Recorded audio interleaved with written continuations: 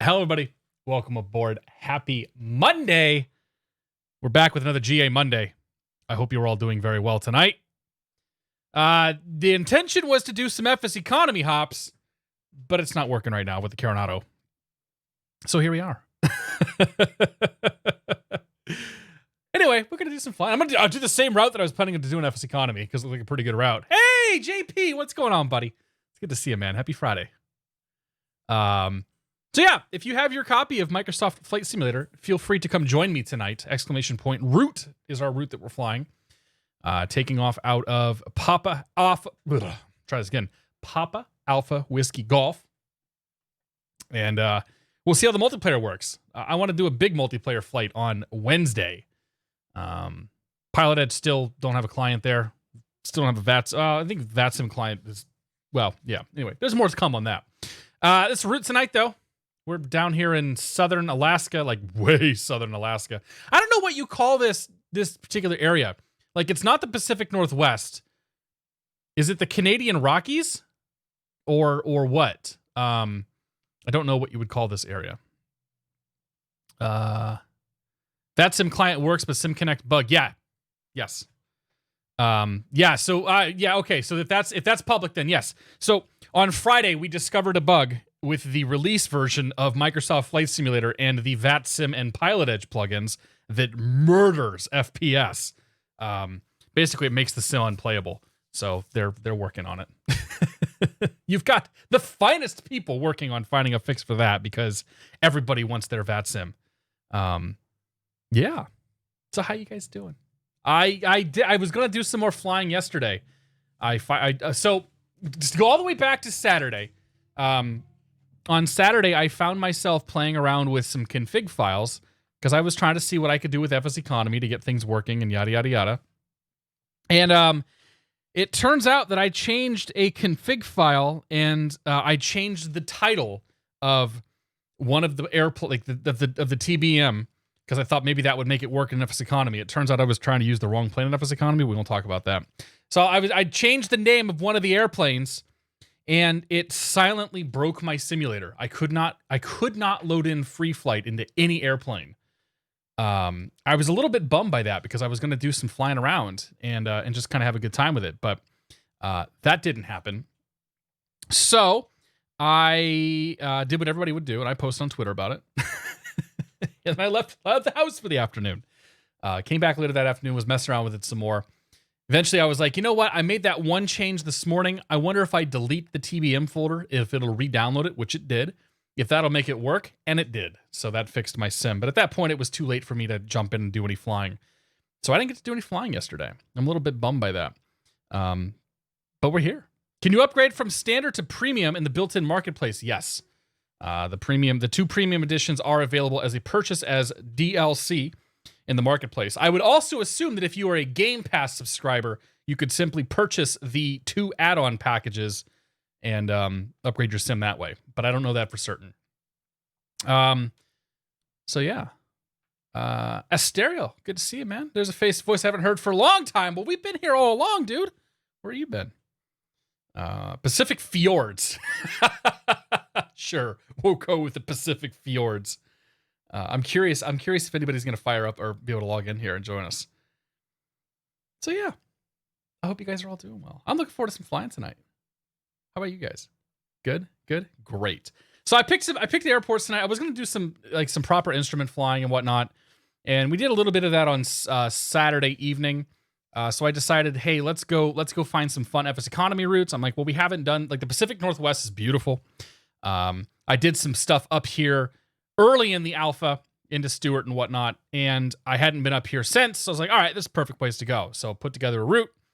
It turns out that we're not going to be able to use FS economy, but that's fine. So we're just going to fly this route anyway. Couple of flights, and if we finish early, then we'll go fly some more flights and have a good time with it. So yeah. If you guys have any questions, feel free to ask them along the way. I made a couple changes. There was a stark realization that the sub alerts were getting kind of annoying, so I muted the sub alerts. I'm working on an alternative to have some fun stuff in there for that. For the time being, the bit alerts and donation stuff is still up there. The alerts will pop up. They won't make any noise this time. So I'll do my best to try to catch those. But just to try to keep it a little bit less, a little bit less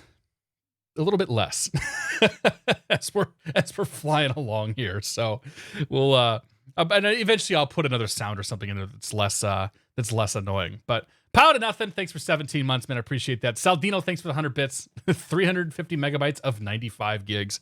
It took me just over an hour to install the entire thing on my connection here. And Frame Tuna, thanks for 44 months. My favorite thing to watch after a rough Monday. Well, thank you very much, man. Cheers to all three of you guys. Thank you so much. It's not water. Or it's not just water, I should say. When does A2A come up with their stuff? I have no idea. PMDG is not out. This is the only payware aircraft that is out right now. It's $30. I bought it through the Microsoft store, through the marketplace, I should say. And yeah, somebody in a 152 joined you. Shinrar, what's going on, man? How you doing, buddy? Stealth Bob, good to see you. Anish Danish, how you doing, man? How much is the upgrade pricing to premium from standard? I don't know. My copy was given to me as a review copy. I don't know what the exact pricing and all that stuff looks like. So yeah, this is the Carenado 182 Turbo. It's a good looking plane, man. I mean, in true Carenado fashion, like the texturing and all of that stuff looks solid. I believe it is still running the default G1000, so that's a thing. I guess we'll fill the tanks up. Why not? We'll go a little heavy tonight. So Cessna 170 or 182. Get that battery on there.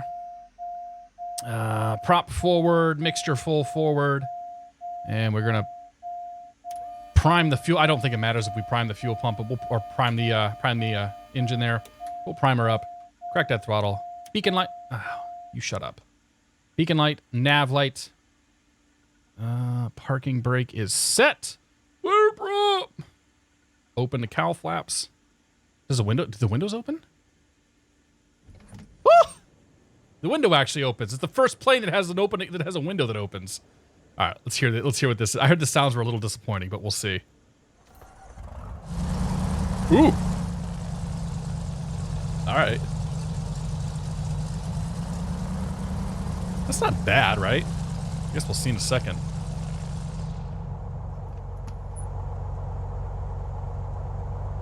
All right, taxi lights can come on. Avionics bus 2. And I haven't flown this model before, so we're just gonna kind of get used to some stuff here. Everything else looks good. Great. Let our GPR that's autopilot down there. Got our G1000 in here. We can go ahead and punch in our flight plan. We're gonna go to CZST. C. Z. S. T. Oh, right. Did they fix the Direct 2 issue? Wait, hang on. Oh.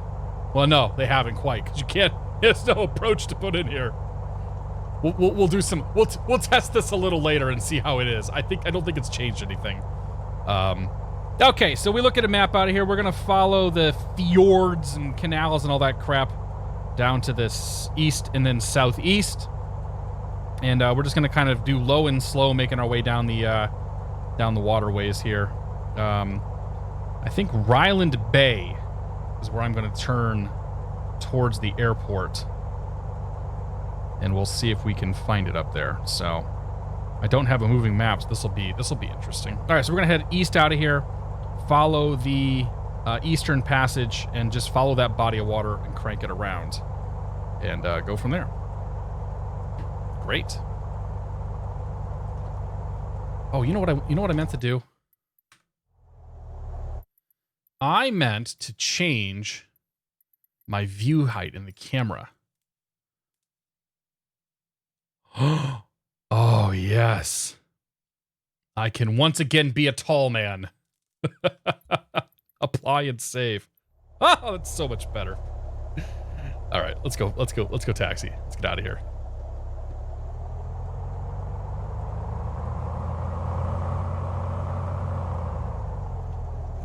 One notch flaps. Now that's gonna be a problem though. We're maybe a little too high there. I can't. I guess, you know, that's not. It's actually not totally untrue with what my sight picture looks like. All right, we're gonna taxi down, turn back around. We were supposed to check north up. It looks like we cannot set track up. That's unfortunate. Actually, you know what? I'm just gonna take off that way because that's the way I want to go anyway. We want to go east first. Who's out there? Kerrigan and a TBM.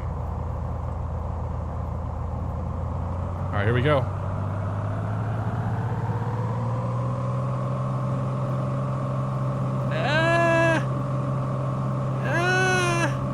T's and P's in the green. Airspeed is alive.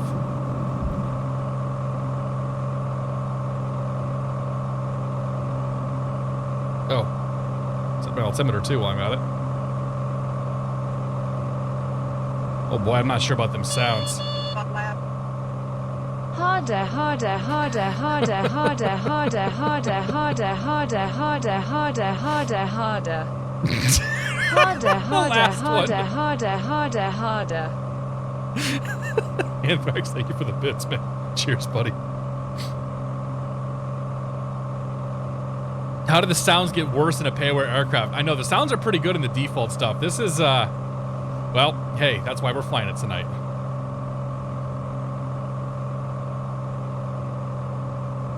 All right, bring the manifold back into green. Keep ourselves 2,400 RPMs. Get them flaps up. Get ourselves about 100 knots here for the climb.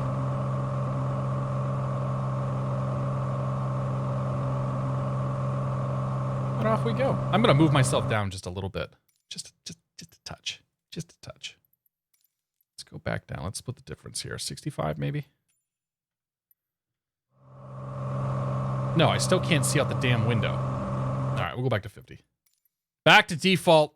Back on the pile. And I can move myself up if I need to then. In hell, there was only Carenado. You fool. Yeah, at least we can see out the window that way.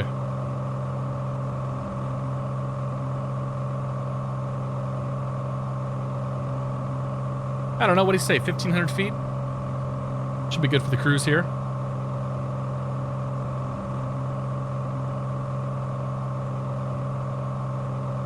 Airman Roman, good to see you. Yes, so this is the Carenado Cessna 182 Turbo. This is the first payware aircraft available on Flight Sim 2020. I do not review products, I merely talk about them, so we're going to talk about it. It sounds like poo. It actually, the sounds were kind of okay for a little bit there. And then they got kind of not okay. I'm curious how much work was done to improve this over what's in P3D and FSX already, if anything. Also, there's a giant line. What is that line? That must be a line between like layers of cloud or something out there. That's interesting. Let's go 2,000 feet. We'll level off. When installing Microsoft 2020, did you have to watch the TBM loading screen just making sure I'm not doing anything wrong? You should see a bar that tells you how far along you are. But it did take a very long time initially to show up. Witsim, thanks for 44 months, man. Happy Monday to you as well. Cheers, my friend. Max, thanks for 44 months as well, and the tier 3 sub. Cheers to you, Max. Thank you very much, man. And XX Chris Sky, welcome to the Beer of the Month Club. Cheers to you. Appreciate it. Yeah.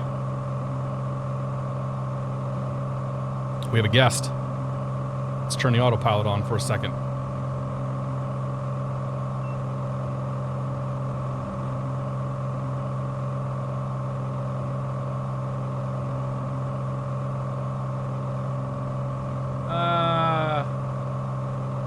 Sync the heading bug.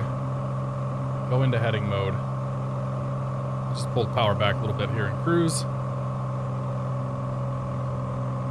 There you go, 23 squared. Hey.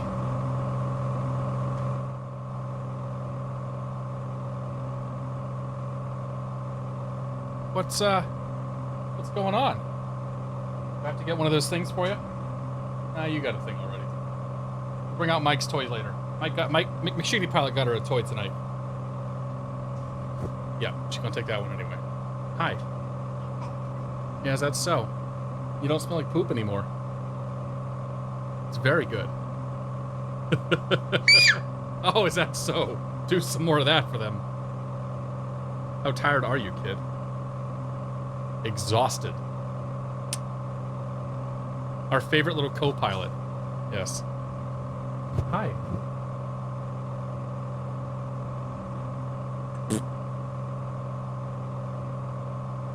She didn't take a nap today. She didn't really have much dinner. Tried to put her down for sleep earlier. She wasn't having that either. Hey, a child. Thanks. 41 months. Thanks very much, Brown Bag Code. Appreciate it, Chris. Oh! Yeah, you're over there, too. That one's a little delayed, though. That one's... See, that one's in sync. Yep.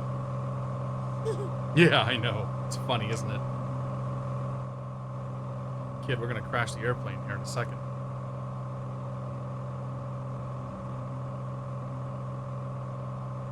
All right, are you going to go to bed? Because you are absolutely... How tired do you think she is? Can I have this? Can I have this, please? I know, you're upset with... No, don't hit me. It's not that upsetting. Yeah. Yeah, how's that sound? All right, kid. Go to bed. Bye-bye.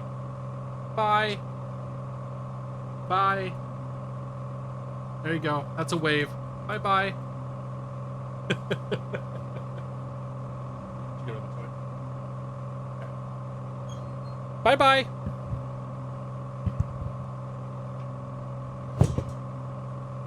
All right. Where were we? Trying not to hit a mountain, if I recall. That's my daughter. She's pretty awesome. All right, we're gonna go... Yeah, we were supposed to turn way back there, so I don't know. I don't actually know where this is gonna take me. So I kind of do. I was supposed to follow that body of water there that I absolutely missed. So we will, we're going on an adventure. And we only just started. Crash Side John, good to see you, man. Court Jester, what's going on? Yeah, his gamers call them DLC. Downloadable content child thing. Actually, this is going to work out. We're going to get back on pace here. She's tired, but she may not be asleep. Ask her the right questions, right? Pattis Gremlins, how you doing, man? Ari Egler, good to see you. I just wanted to say I've been really enjoying your content. I'm glad to have you here. Welcome aboard, man. It's a different focus. The flight sim Twitch market is a little nutty right now with just a fantastically crazy, varying group of people that are hanging out. So, yeah, thanks for stopping by. We're trying to keep some semblance of sanity here, and whatever else. I don't know. Just having fun. Upsips, good to see you. Hello from Boston. How you doing? Quasi, welcome aboard. Mystic Fox, how you doing? Well, thank you very much, man. Good to have you here. So yeah, we're flying. So we're trying to figure out what this part of the world is called. Flying up here in like way southern, like the panhandle. Is it the panhandle of Alaska, maybe? Way southern Alaska. Making our way down to Stewart Airport. And going from there. So we're going to follow this until the next body of water. And then we're going to hang a left on that body of water. And then we're going to go from there. Alaska's Johnson. You know, we're not far from God's straw. Alaska's Johnson's pretty good. The question is this the leg and the archipelago, the Johnson, or is it the other way around? 400 megabytes just isn't what it used to be. I don't know what you're talking about. Yeah, Stewart looks pretty damn good. This whole area is just incredible, man. It's just awesome. Yeah, I did a little bit of flying out here in the alpha and beta and whatnot, and it was like it's so cool to be out here and actually have halfway decent scenery. What if we put on real world weather? What do you think? It's kind of poopy weather out here, so I'm a little curious. I tried the real world weather earlier and it was broken still, so we'll see what it does here. Oh!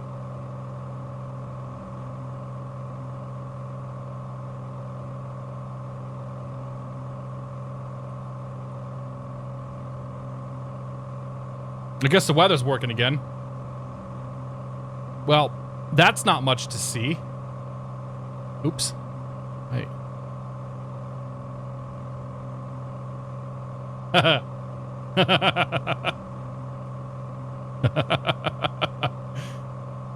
Whee!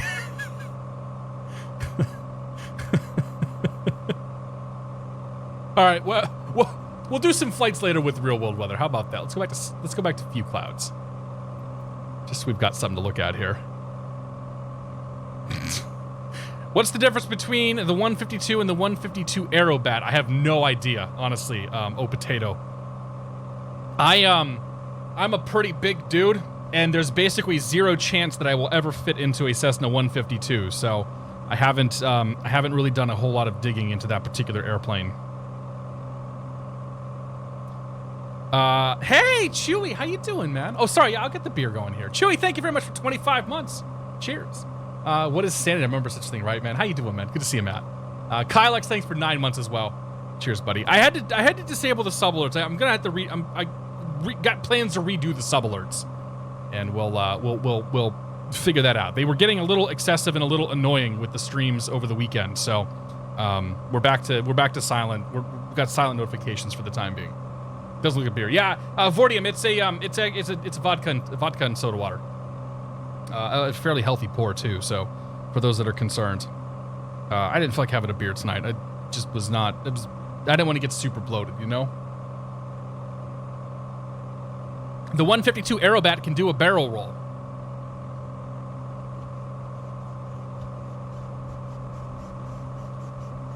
So can the 182 Turbo, apparently. We're in the 182 Turbo, man. This is it.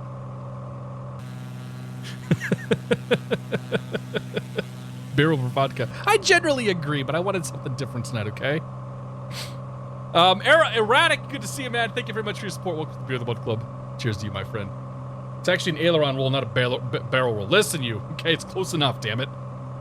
I rolled the plane. That's all you're going to get. Does it fly better than Carenado? I mean, this is Carenado. This is the Carenado 182, so it flies exactly the same as the Carenado 182. I don't know. I've only been flying it for a couple of minutes here. I'll let you, once we get in on approach and whatnot, I'll let you know how it does. I might throw in a little, tell you what, we'll throw in a little bit of English here. A little crosswind going. Add a wind layer. What are the runway configs? Stewart runs sort of northeast to... All right, so let's do something like that. Give her a little bit of speed here. Go for maybe 9 knots. Let's get some gusts out of it. Yeah. Now we got some turbulence. All right. We'll see how she handles coming into Stewart today. Make everybody a little sick here. Had some gin, soda, and a cordial yesterday. Cockpit builders. No, I actually paid for the Carenado today. Yeah, I don't expect to get a lot of free payware airplanes in the sim here. But we'll see how it goes. But no, I paid for this plane today. I got the sim. The sim was given to me for review purposes and promotional purposes and this and that. So thank you, Microsoft and Asobo, for that. But I did pay for this plane. I do this for you guys. I do this. I don't know why I do this, but I do this for you guys. Okay, so we're gonna go up to, I think, that little inlet right there. We're gonna bang a right, and keep making our way towards the south. Try to find. We gotta. Let's see. We are. Let me turn air server on. Boop. Boop.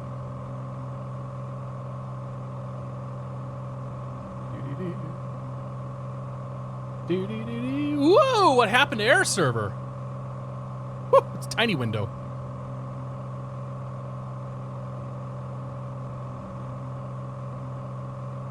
I have my daughter's Portuguese nursery rhyme stuck in my head. For those of you that are Portuguese or Brazilian, perhaps you've heard of Galinha Pintadinha.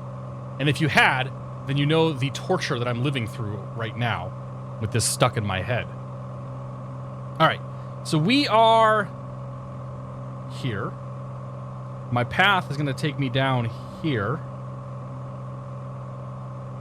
And I think we're going to go all the way to this inlet and then make our way over, because eventually what we really want to do is get to this river here to get us up to Stewart.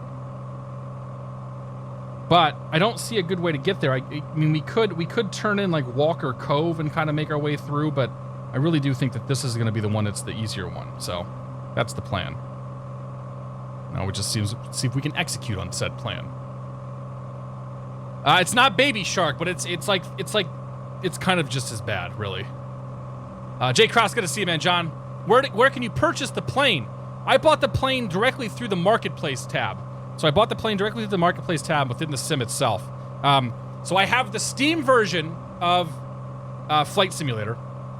So what it did, all of the planes are listed as a FS currency, which is really US dollars, but you have to buy FS tokens and convert them into airplanes. All right, so the plane was listed as $29.99 FS currency. I hit the download and buy button. It opened up a Steam prompt because I'm on the Steam version of the simulator. If I said X-Plane, I meant to say Flight Simulator. It opened up a Steam prompt that said, this is going to cost you 120 flight sim, blah, blah, blah, blah, blah, whatevers. How do you want to do that? There was the option to buy a lot of tokens, a little token, or the exact number of tokens. So I bought the exact number of tokens I needed. It then immediately converted that into the airplane, closed the Steam window, went back to the sim, and it was downloading. And I think it was like a 500 or 600 megabyte download. So it actually was pretty seamless. It was $30, 30 US dollars was the price. So it was a pretty seamless process. I kind of expected it would be. Nothing really to it. You know what? I want to fly a 182. I will tell you that this already is a very serviceable 182. I have my qualms with the G1000 that hopefully Asobo will fix over time. But this is very much a serviceable airplane as near as I can tell. The sounds are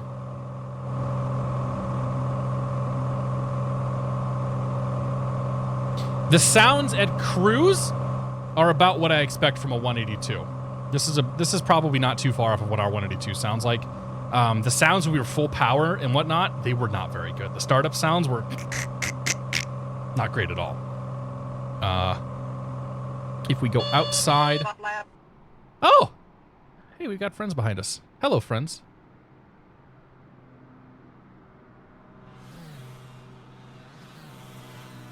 Well, got a little bit of the... Oops, let's slow this down a touch.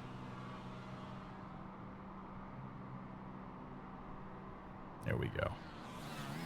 Got a little bit of lawnmower going on here.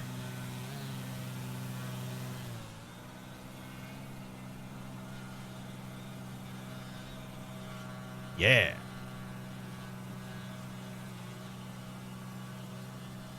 Nope, that's the wrong one. Ah, damn it. Supposed to slow the camera down, but it's not working too well right now. All right, anyway, you get the idea. It's Joe's. Thank you for the 100 bits, man. Cheers to you as well. I do appreciate that. Thank you so much. Oh, yeah, 4 flights. Sorry, whoops. That's gone. Dash 8, mate, good to see you. Is there a way to turn off those player tags? Yes, you can turn the player tags off. I have chosen to leave them in because it's a little easier to spot people in multiplayer, but you can absolutely turn them off. When I go flying on Pilot Edge and whatnot, I'll turn them off. They will not be on. Can you customize the tail number? Is it skin dependent? You can customize the tail number. You can set the tail number to whatever you like to, and it will show up. Well, I don't know about actually, I don't know about this airplane. It should. It would show up in the cockpit, and it would show up on the tail as well. At least for all the default planes. We'll have to see. I'm not confident that's going to work with this airplane though. Does the turbulence feel more legit or less legit than other sims? for what I've experienced, it feels better. I haven't. It seems like it's pretty much on par with the Laminar stuff. I haven't really done a lot of turbulent stuff yet. The wind simulation definitely models updrafts and downdrafts. There's been a few times where I've hit some pretty good downdrafts, and it's like, whoa, down we go. But yeah, I'd say that overall the sim definitely feels better than P3D and FSX. Whether it feels better than X-Plane or not, I don't know. I need to spend some more time in it to really get that feel. A lot of the airplanes have been very tail heavy. They've been very, very, very. Some airplanes are very slippery and impossible to slow down. Others are like the second you throw any sort of flaps or gear out, it's just like your face hits the windscreen. So we need to do more work. More investigation is required. Put it that way. It's Joe, good to see you. Yes, I am was able to start this aircraft without Control E. Yeah, I was. Yeah. I mean, I fly this airplane in the real world. So the Cessna 182, I have 100 some odd hours in. I have not flown a turbocharged version, but if you want to fire this airplane up, alternator, master switch, turn your beacon and your nav light on, props full forward, mixture full forward, crack the throttle, turn the fuel pump on, count to 5, turn the fuel pump off, and then you can go. Turn your mags on, and off you go. But again, I fly this plane in the real world, so I'm kind of cheating when it comes to knowing how to start and sort of how to fly it. But yeah, I didn't have any issues getting it going. What's going on, Ian? Yeah, I normally like to turn the head shake stuff off because I just don't really care for it. It always feels way too exaggerated, but I will say that it feels really good in this sim. Like the head shake stuff that they've got in here, just the gentle, like if we were to, give a little bit of a bank, it's very gentle, it's very subtle, banks and then climbs, you get a little down, you get a little up. If I were to put a little English in it here. I know I'm using the phrase put a little English in it wrong, but I don't care. Chewie can ostracize me for it another time. Dogo, how you doing, Dogo? That was a big downdraft off of that little mountain we just flew over. That thing, the wind hit that mountain and just like it's yanked my plane, and then started pulling it down because I think the winds. I think we got a little tailwind going. Oh yeah, my airspeed's deteriorated. Can I get the wind in here? I think I can. PFD. Nope. Wind. Option 1. Hell yeah, there's the wind.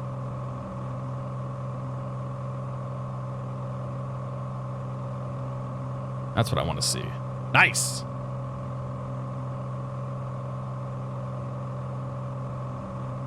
Is there anywhere to learn about how to start the planes using the instruments and checklists?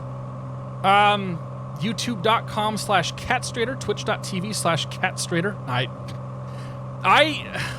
don't know. I don't know like what resources are out there for learning how to actually fly these airplanes. I do my best to kind of talk through what I'm doing here on the channel. I try to fly a lot of different airplanes. Once we get over the initial hump of Flight Simulator, we're going to focus on one airplane a night, and that people do find that to be helpful. But I don't know what kind of tools exist out there right now, or what kind of resources exist out there. So you're going to learn. There's a lot. I'm sure there's a lot of new people here to flight simulators. So you're going to learn in flight simulators that there are only about 4 different types of airplanes to start. Let's get on the other side of this river here because we're getting rocked from this mountain. The winds are coming across the mountain, and they're basically going to try to push us down as we get closer to that hill over there. Whereas if I go on the right side here, they're going to pull us up. So we might actually get a little more speed out of it. So there's there's basically 4 different kinds. Hey, Lifted, good to see you. How you doing, Looney? There's 4 different kinds of airplanes I can think of to engines to really start, okay? You've got 2 types of pistons. You've got your carbureted pistons, and you've got your fuel-injected pistons. In the real world, carbureted pistons are a pain in the ass to start when it's cold out. And in the real world, fuel-injected engines are a pain in the ass to start when it's hot out. Carbureted engines are much easier to flood and whatnot. So you have the 2 types of pistons, and once you learn how to start both of those, especially in the simulator, it's like, I got this, man. You know, usually it's going to be blue forward, mixture forward. In the real world, we wouldn't actually start a fuel-injected plane with a mixture forward. We'd prime it, we'd have the throttle cracked, and then we'd move the mixture forward as the engine starts to take. Whereas in a carbureted plane, we would start with all the levers, well, with these 2 levers forward and crack the throttle. And then you have a turboprop, which turboprops are spool the engine to 25%, 20% NG or so, add fuel, and it goes, starts making a whole bunch of noise, and the spinny bits go spinny. And then you've got a jet engine, which is a lot very similar, except it doesn't have, you know, prop levers or anything like that. You need 2 planes, one for winter and one for summer. Yeah. Yeah. Tell me about it. Nah, you know what? We have, my club, we have preheaters that sit on all of our airplanes. That keep them at temperature during the wintertime. So our planes all start up pretty easily in the wintertime.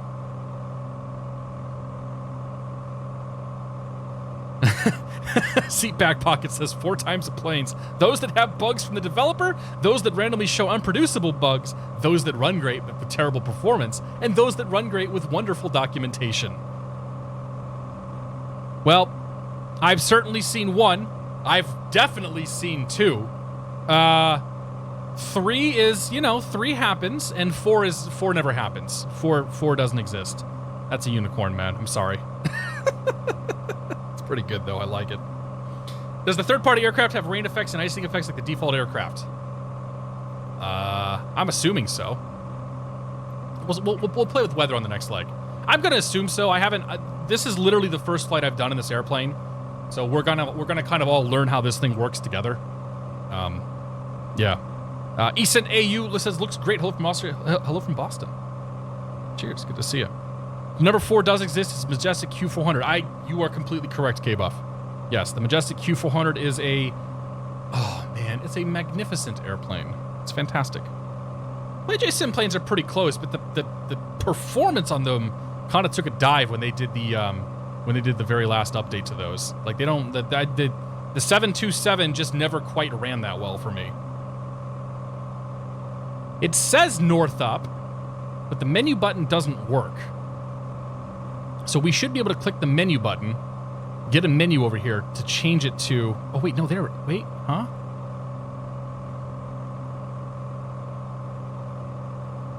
Oh, no.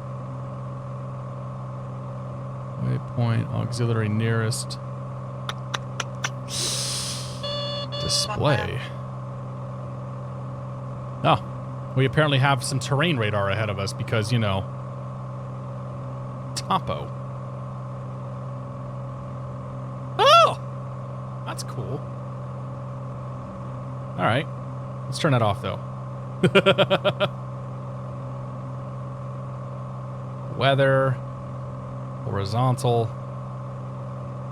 I think that's actually giving us almost like a rudimentary terrain radar, is it? Let's turn towards this mountain and see what it does. If I turn towards the mountain, does it show that there's terrain in front of me? Kinda. No, I take that back. It's not giving us any sort of terrain radar. We tried. We failed. Let's get the sucker back here. Map, display, there you go. All right. Edu Grillo. Doug Grillo. Thank you for your bit. Thank you for the 100 bits, man. I do appreciate that. Cheers, my friend. Thank you so much. It's a cloud. Oh, it's a cloud radar. Oh, yeah, that makes sense, because there's some clouds out there, too, isn't there? Oops. Isn't there? Yes. I mean, it's supposed to be a weather radar. The 182 Turbo comes with weather radar. Does it? I think Captain Mindy on one of Steve and Knievo's stream was showing a thing that they had I think they had a display up here, or a unit up here on the dash that gave it weather radar. Because there definitely ain't a pod or anything attached to this that would have a radar. You wouldn't put it in front of the spinny... Well, I guess you could put it behind the spinny bits. But it's like the TBM. The TBM's got that big bulge on the very left side on the wing. That's the weather radar. It's supposed to show clouds without moisture. I see. Plain Ben! What's going on, man? Ben, it looks pretty good, man. It looks good. It's actually flying decent. We'll see how it does coming in here to land. We're probably, I don't know, 10 minutes or so from our landing. So this is the one with the squiggly water. The one after that should be Walker Cove. I think that's the one I'm going to take. And then we got to pick our way east. Eventually we got to cross this. Eventually we got to cross the river. We'll figure that out though. Give a little more juice here. Got a nice tailwind going right now. Are they doing live traffic like real world traffic? There's supposed to be live traffic on here, and I have it turned on. I don't see anything though. I haven't seen any live traffic, so I'm kind of thinking that maybe that's not working. I did earlier have an entourage. So there's a couple of people that are tagging along back here. You guys are welcome to get closer. Come fly in formation if you want to. I don't know if they're actually following me or what, but Michelle Script, good to see you, man. M. DePool, what's going on? Mad Chihuahua, welcome aboard. Manitis, how you doing? Serby, good to see you, man. Live traffic was showing up in Charlotte for someone on a different stream. Okay, that makes sense. I mean, we're out here in the sticks, so it's entirely possible there's nobody actually flying out here. Or it's possible I don't have any. I have something that's not set up correctly. Let's see if we wanted to jump into flight radar. Let me log in real quick because I have a paid account.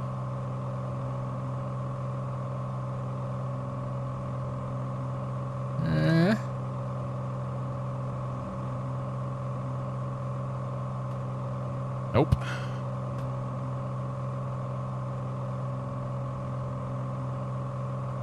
Nope. Yep, that's the one. Okay, so we are up.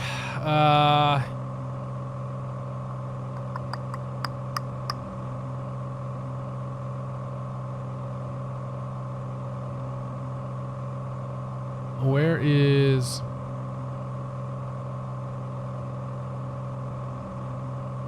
Yeah, we're like right here. So actually, well, there's a...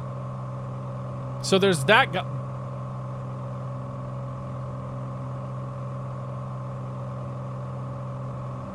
There's that guy behind us.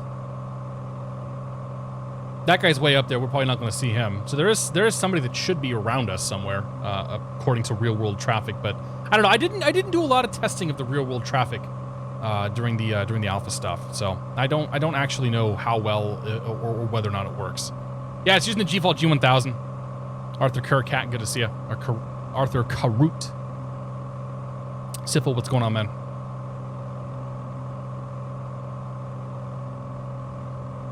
How are some streamers able to stream and others aren't that were just streaming yesterday? Well, anybody who was streaming yesterday, I don't know.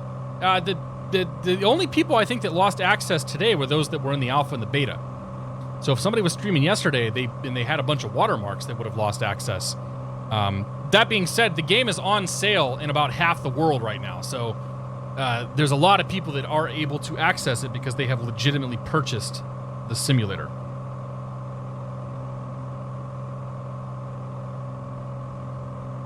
But I checked this afternoon to make sure, but nothing was ever revoked for me. It just sort of worked. But yeah, the embargo for us. So we were given release copies of these airplanes on Thursday last week, and the embargo was lifted Friday morning. So Friday morning, reviewers and content creators and whatnot that were given access were allowed to start streaming, and we had access to the final product, and premium deluxe and all that stuff. Previously, we had only had access to the standard version of the sim. And this is our first payware aircraft by Carenado.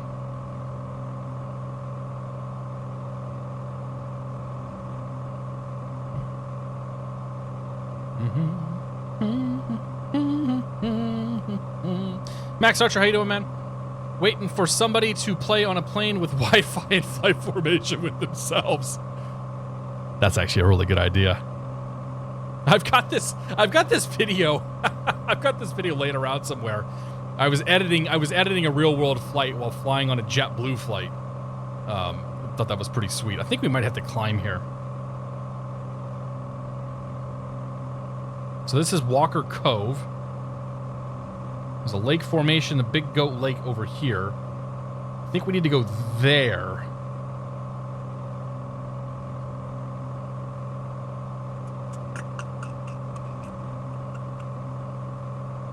At the very end of this. Yeah, there's going to be a river. I think there's a river in here. So we're going to take a peek down that canyon and see. If we have to, we might have to go climb. But I think there should be a little valley on the other side of these mountains that we can navigate our way through. I'm definitely on the wrong side of the mountains right now, though. What is the ET? The extraterrestrial? The ETA? Well, no, that's not the one I want to go down. No. That's definitely not the one. That's the wrong one. It's going to be over here, around this corner. John, good to see you, man. I have the marshmallows and graham crackers. Did you remember the Hershey's chocolate? I see a nice camping spot. Oh, yeah. That'll be the next thing we got to do. Go to Idaho. We got to get the... I don't know if Candura's still here, JP. We got to get him to go to Idaho with us. Show us all the choice spots around there. Ooh, there's the turbulence. Oh, man. You're in a bad spot right here. All right, that one's a box canyon. We don't want to go down that way. Up here, we should be able to hang a right. Undead Horror, good to see. How many isotopes do you have for fuel? We have exactly as many as we need. Oh no, that is the one I wanted to turn down. It's okay. We can take the Y up here. And then do a evaluation. You can see the low resolution nature of the the ortho scenery out here. This is the stuff that's not made to be seen up close. Actually, I think this is going to be good. I'm going to get a little bit of altitude here.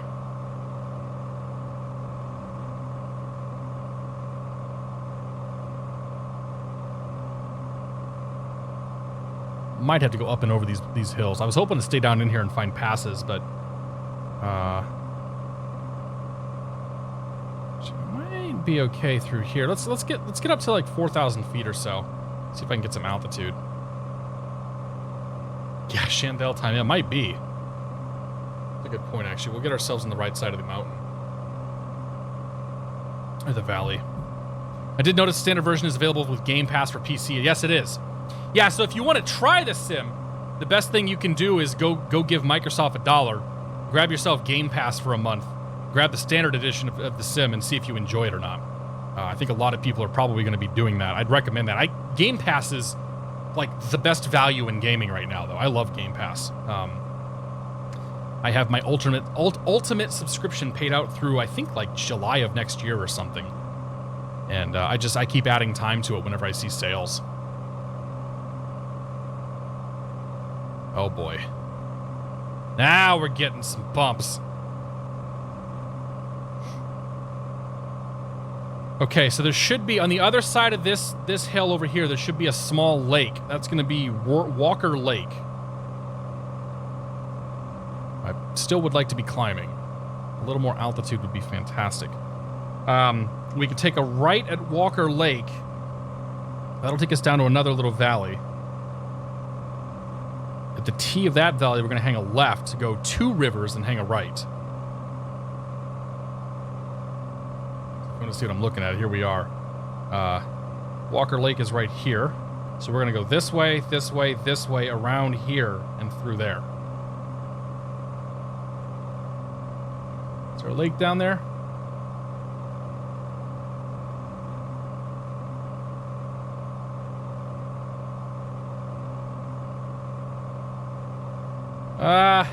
There's no lake down there. This is definitely the right way, though. I guess it dried up in global warming. It's too bad for that lake.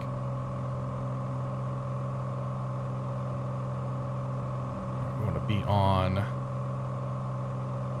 the left side of this valley here, so we don't get stuck in the downdrafts. Ooh, wow. We're already... Well, we are in the... Oh, no, I'm just... My sight picture's a little weird on this airplane because you're sitting with the nose so high. I find myself climbing when I don't mean to climb. All right, pull the power back now. There we go. Oh, Thomas, good to see you. This is the Carenado 182. Yes, there is no default 182. At least there wasn't yesterday. Mystic Fox is 48 of 91 gigabytes. Nice. 505 Northland, good to see it. Does this plane record the time you put in the engine, or does that get reset upon loading a new flight? I don't actually know. That's a good question. Does the Hobbs meter hasn't moved? The Hobbs meter hasn't moved at all since we started the airplane, so I'm going to say the Hobbs meter probably doesn't work.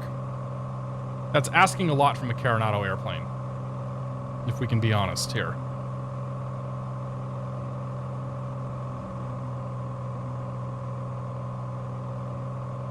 Okay. Big crank and turn here. This is where it gets a little dicey. Altitude.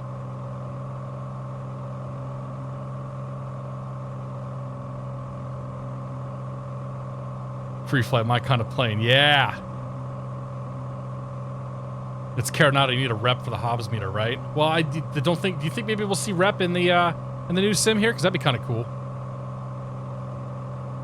I highly doubt he does, though.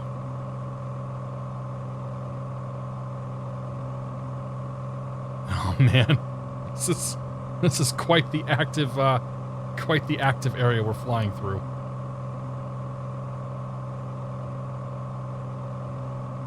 Ride that mountain wave, I guess.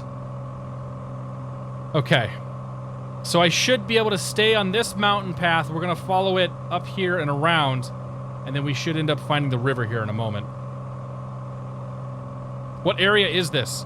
We're flying southwest of the Stewart Airport near Charlie Zulu Sierra Tango. We're in southern Alaska / southwestern Canada. Somebody described this earlier as Alaska's penis.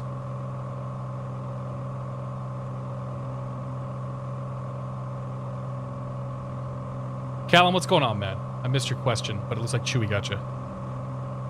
Aviator Alexander, how you doing, buddy?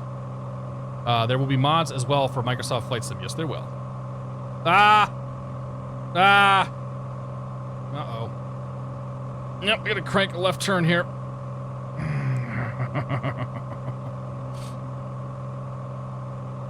I knew that. Oh, we need to get some more altitude, too. Oh, that cloud looks very angry at the top of that mountain. We're flying into Stewart, Ben. I departed out of Papa Alpha Whiskey Golf, so Rangel. We left out of there. And we're going to go to exclamation point route. I actually programmed or put the route in Nightbot today. Pirate Official, good to see you, man. Are you what are you playing with the controller? I'm using a Thrustmaster Warthog HOTAS, so I've got a throttle and a joystick, or throttle and joystick, and then I've got the Thrustmaster TPR pendular rudder pedals.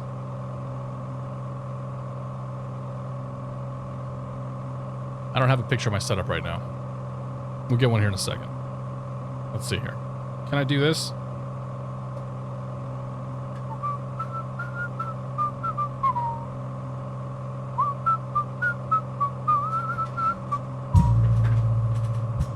That's kind of cool. Oh, that was bad. That was bad. Bad. Joystick. Throttle. The Xbox controller is there to control the drone camera. So if I do this, turns.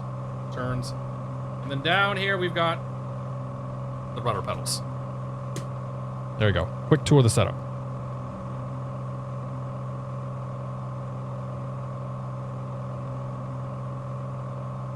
All right. Yeah, straight through here. There's the river I'm looking for. Just as I expected. Ding, ding, ding. We made it. Those are study level textures. You're damn right. HGGS Hornet, good to see us. TPHL, what's going on? Yeah, the TPRs, I've gotten used to them. They're pretty good. How did you get the Xbox controller to stop disconnecting? I added a wire. I plugged it into the USB cable, and it suddenly started working again. All right, take it easy, Matt. Have a good night, buddy. Thanks for stopping by. Good luck tomorrow, whatever it is that you're going to do. I'll be able to stop by and say hi tomorrow. I'll be a lot less busy. I think I prefer the X-Plane view controls better so far. So I said this the other night, Aviator Alexander. I will say right now I do prefer the way X-Plane does their controls, but if you just sort of give in and figure out how to make views and controls and all that stuff work in 2020, like, you'll have a much better time. The more you fight it, the more you try to say, well, X-Plane's better, so I'm going to try to do it like X-Plane, the worse of a time you're going to have with it. 505 Northman, thanks for 21 months, man. Appreciate that, buddy. Cheers. I'm almost out. We're going to need a freshie soon. RDUATC, good to see it. Will all upgrades or add-ons have to go through the marketplace? No. You will not have to go through the marketplace to install third-party stuff. You can buy stuff on Sim Market. You can buy stuff through Orbex. Orbex is already selling all of their sceneries through their own client. You can get freeware from, wherever you happen to get your freeware from. So yeah, no, you don't have to use their marketplace. I will say the marketplace was very easy. And I think a lot of devs are probably going to use the marketplace because my hunch is it's going to give you some built-in DRM in some way. Oh, man, in some way, shape, or form. That was a big bump. But this is the big river we're looking for. We take a left out of here, and then we'll be on our way to Stewart. Numpad, switch the camera views. You can bind all that stuff if you want to. By default, numpad is your keyboard flying, apparently. So numpad 2 lifts the nose up. Numpad 8 lifts the nose or pushes the nose down. Yeah. But you can rebind all that stuff if you want to.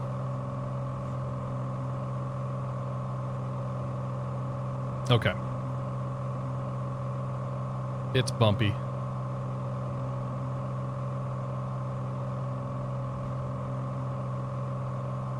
It's very bumpy. For the people who complained that the videos they've seen so far have been on rails, there is turbulence. It's real. Can you set a pan view to your joystick? Yes. My joystick setup is such that I don't really have a way to show you, but my thumb can go left, my thumb can go right, my thumb can look down, my thumb can look up. And then I have my pinky, or my index finger here. My index finger can then take us back and go to our default view, where we can see the frame rate in the stream tanking for some reason. Sorry about that. And then I've also got buttons bound to move the camera up, move the camera down, and whatnot. I can go outside. We can see Shark Spam behind us here. I can look around kind of the same way I do an X-Plane. I can go to the drone camera now. Of course, that's not going to work, because why would it? There's some combination of buttons here. There. Nope, that wasn't it either. Somehow the drone camera occasionally gets locked and just stops working. So the drone camera has now stopped working. I don't know why it's working. So there's also a drone camera. That's what I'm using my Xbox controller with. We'll see if I can get it working again later. You're being followed by Oh My, yes. Parker Jones, thank you very much for your support. Welcome to Beer of the Month Club. Cheers, my friend. Thank you. I'm out of booze, so you get water for now.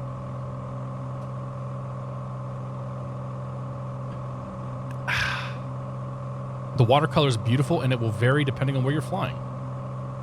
We've been in some places with some very, very dark brown water. We've been in some places with some very, very crystal blue water.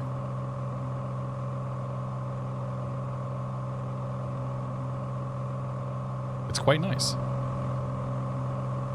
If you use the in-game camera menu, it fixes the bug.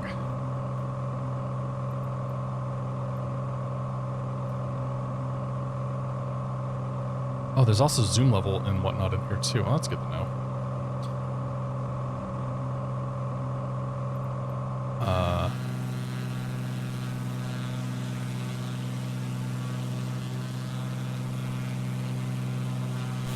Ah, there we go. Camera drone. Yes. Now we get the drone camera. Oh, yeah. Get our stylistic shots here.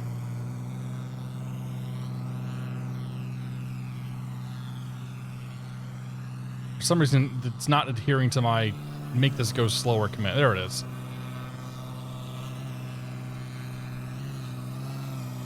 Yeah. Got a couple people following here. If you guys end up getting the sim, by the way, Wednesday I want to do a big group fight. So if you guys want to stop by and say hi on Wednesday, I want to try to get as many people in here. I'm curious as to what the limits of the multiplayer system is going to be. Like, will it tank the sim? Well, you know, will whatever happen. Kelvo907, thanks for 28 months, man. Cheers to you, buddy. Thank you so much, my friend. Dual barrel roll, I'll chug a Kona Big Wave. Well, I was told that what I did earlier was an aileron roll. Yeah, it'll be 7 or 8 Eastern time on Wednesday. It depends on when I'm done with what I'm done with. I think Wednesday will be closer to 8 though. There's my airport. I think this is supposed to be a nicer airport, right? Am I gonna buy Plex now? I might buy some more Plex. I just spent over 2 billion ISK on skill injectors the other day. I sort of wiped out my savings. But I could always buy more Plex.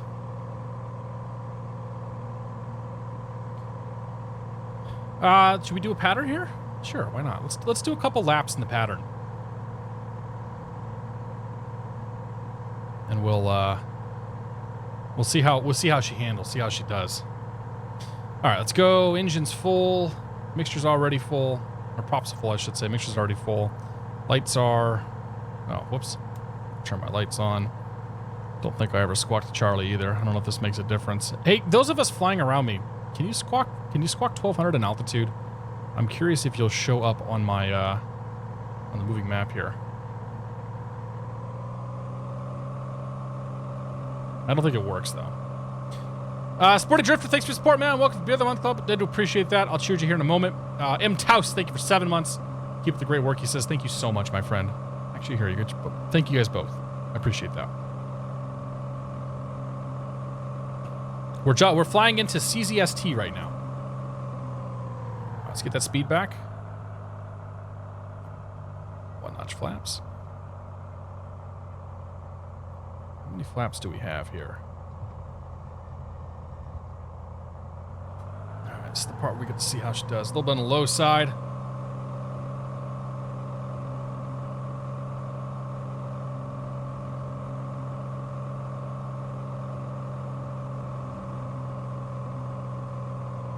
Alright, here comes full flaps out. Let's get our speed back here.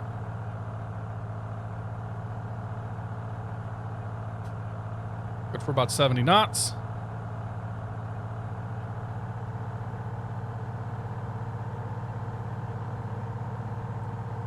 Gears down and welded. Flaps are down and indicated.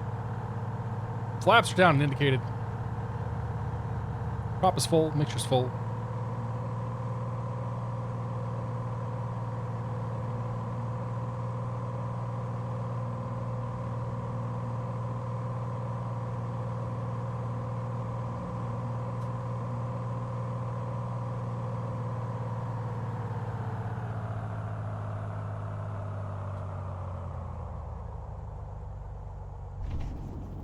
That was a lousy landing. 2 notches of flaps.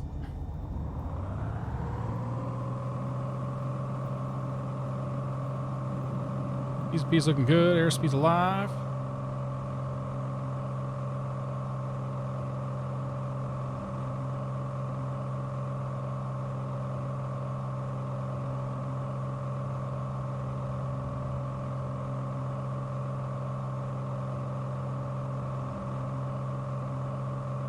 This is probably about the worst airport to do pattern work in.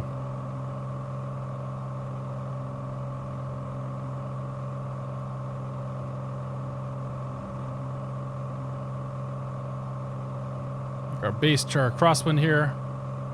Straight to downwind because there ain't really a lot of ain't really a lot of room in front of me. There's 1,000 feet. Pull the power back. Keep the turn going. Man. Getting some swirly stuff off these mountains.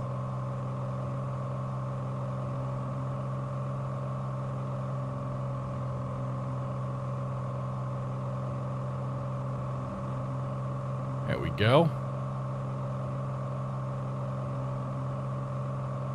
See, the one complaint I have about the flight model, I don't know if this is because of the weather that I have set or what, is that all the airplanes seem to be very, very, very tail heavy. It feels like you've got way too much nose up coming into the land most of the time.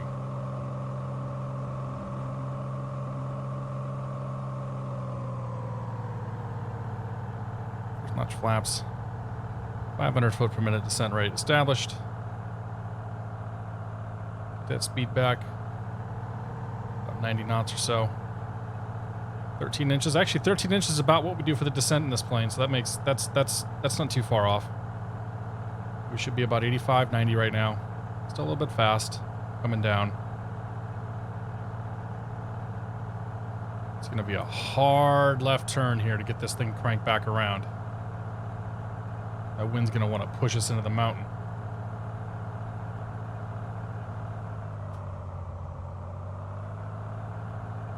Keep that descent rate going. Keep that turn going. Keep that nose up. That feels pretty good. A little bit on the low side. Very slow. Very slow. Oh man, the wind pushed us so hard. Whoops. Come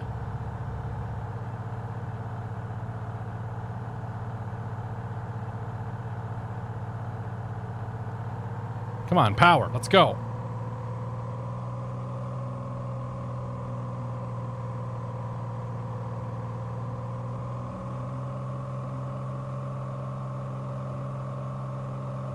Like, the planes feel so tail heavy. Like, it's so hard to see out the front here.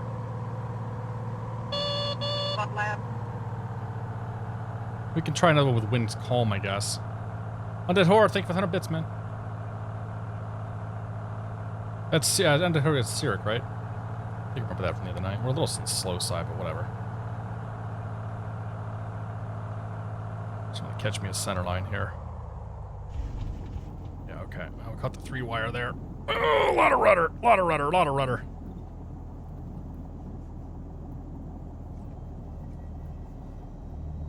Yeah, dude, every plane feels so tail heavy coming in, man. Like the Bonanza I was flying on Saturday is just nuts. Like you're like 10 degrees nose up on final, which is not how it's supposed to be. Maybe 10 degrees nose up if you didn't put any flaps out. This looks pretty good here.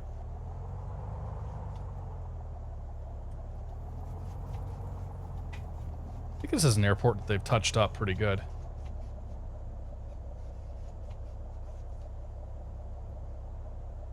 But even sitting on the ground, like we're 5 degrees nose up sitting here on the ground. I'd have to go check, but I'm pretty sure that's not true to life there.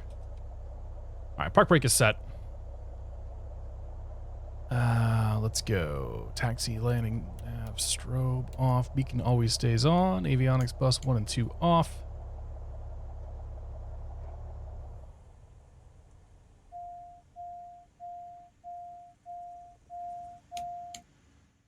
Does the door open?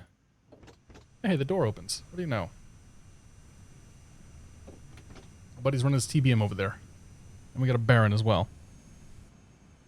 Hey. I mean, the 182 does sit a little nose high compared to the 172. That I will say. I don't remember. Like, that's not the sight picture I remember. So you know what?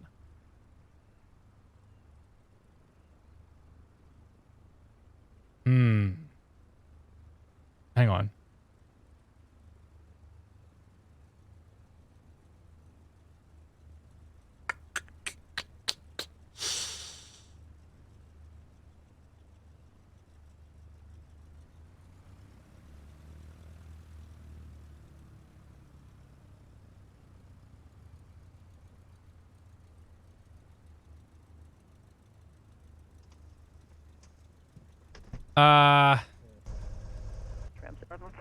What I'm curious about.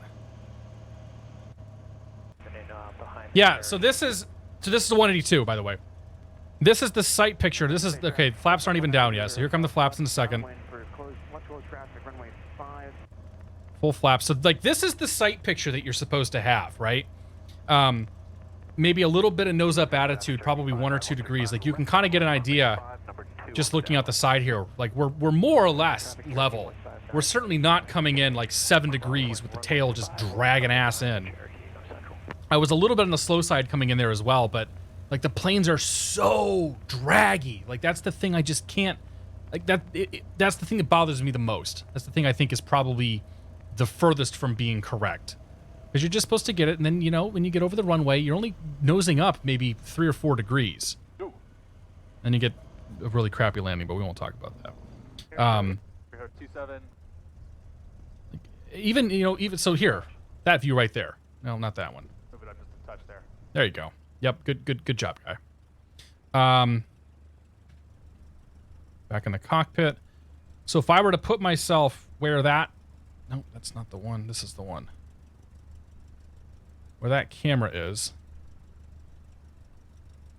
And then, like, I don't know if I can actually roll this thing. But, I don't know. It's I guess it's on the ground, maybe it's kind of close. Anyway, that's my complaint. Like, you come in, that just these planes feel so tail heavy. Coming in on final. If you have crappy internet, does your sim get blurry? I don't actually know. I am not the person to talk to about underperforming sims and or underperforming, I should say, hardware and underperforming internet connections. I'm sure there will be people that talk about it and run through stuff. Can you change the pilot camera? In what way? Where's my external drone camera again? Showcase camera drone. There we go. Look at that. That's it. That's a good-looking bunch of people flying in. Hey, Menitis, are you actually in the 152? All right. I'm gonna go fill my drink back up, and then we'll be back and we'll do another flight. Probably grab a cookie too while I'm at it. Do you always see others that are using the sim? Only if you have the options selected. So in the setup screen, when you're loading into the sim or you're loading into your flight, you can say what people or what else you want to see in the sim. And I have opted to have other players show up in my session here. And I have also opted to turn on the nameplates. We can go to, I think it's general, traffic, and turn off nameplates, and there you go. So I can turn the nameplates off, and now we've got full immersion where we can see other people out there.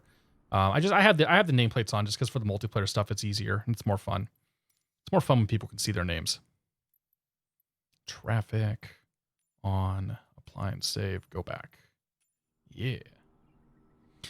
Your sim, Super Ratty says your sim warns you your connection's too slow to stream content and will only use data from the game for the main download if your internet's too slow. There you go. Yeah, I mean, the sim itself has got textures. It's got textures built in for times when Ortho is not around. I don't know what those textures look like because, again, I've always had Ortho available to me. And given that I'm playing this on Steam, I don't even know if there's an option. Like, I don't even know if there's an offline option for me with this, playing it on Steam. We're not going to do Orlando, Miami tonight. We're staying up here in this area. Maybe we'll do that another time. I haven't seen a video that showcases offline gameplay. Like, it's just, you will see it at some point, I'm sure, but for the folks that are putting stuff out right now, there's not a lot of incentive for the offline stuff. You don't get throttled by your ISP. I do not. 2-second review of the C182. Too heavy on final. But my 2-second review of basically every airplane in Flight Sim 2020 so far has been the tail is too heavy. The nose is too high. The flaps are too draggy. A haiku by Ty. All right, I'm going to go make myself a cocktail. You guys can watch these guys play around at the airport for a little bit, and we'll be back on. If you guys have Flight Sim, feel free to load up. We're at CZST. You can load up, set your multiplayer settings, and I should be able to see you here. And we'll go on for the next flight here, heading down to Pant. P-A-N-T. So yeah, we'll be right back. Freshie!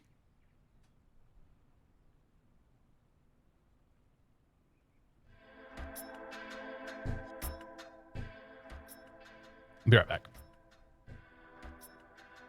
We're going to pants. Yeah, we are.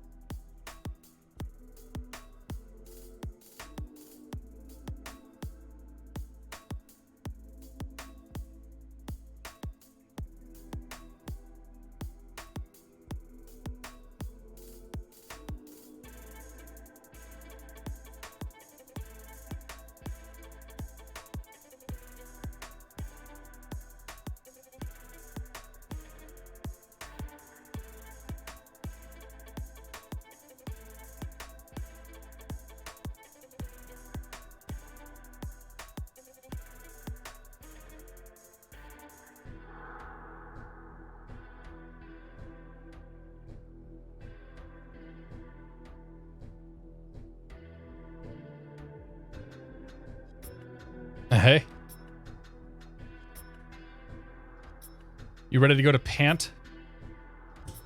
Specs are out of the stream description. Ryzen 3900X, RTX 2080 Ti, 32 gigs of RAM, 2 M2 drives, 1 SSD, partridge in a pear tree. An air-cooled system. No water cooling in here. All right. Let's go flying again. What do you say? Get some people and fuel in here. Yeah, whatever. We still got some gas. We're good to go. And let's set some new weather. How about...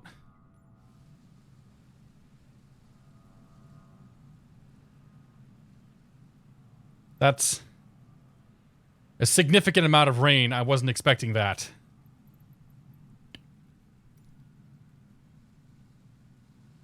Let's bring the clouds up a little bit here.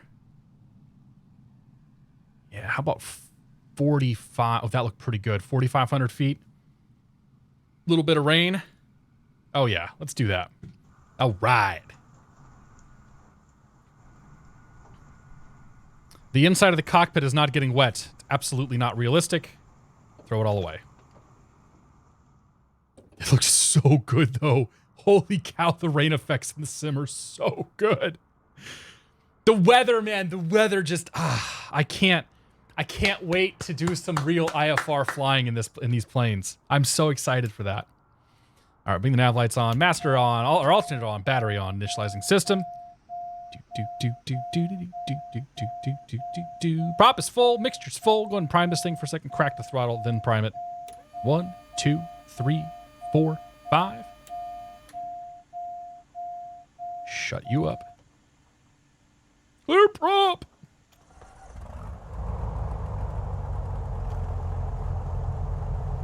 Letting light, taxi light, strobe light can come on. Everything else can stay off. Avionics bus 1 and bus 2 on.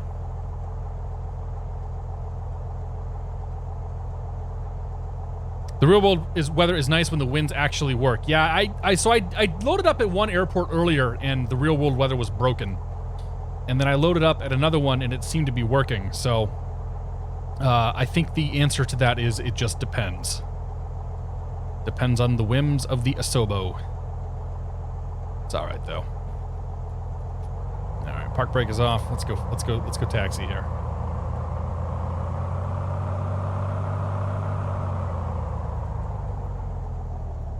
Clear left. Clear right. I'm gonna come down here, back taxi. We're gonna take off towards the water.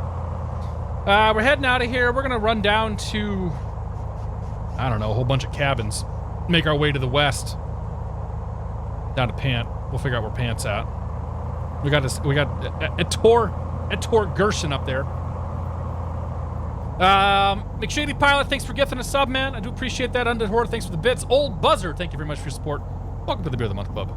Cheers. Appreciate it, guys. Thank you. Check the weight, CG. All we have are forward and rear passengers. We have nothing else in this airplane. So just the pilot and co-pilot seats are full.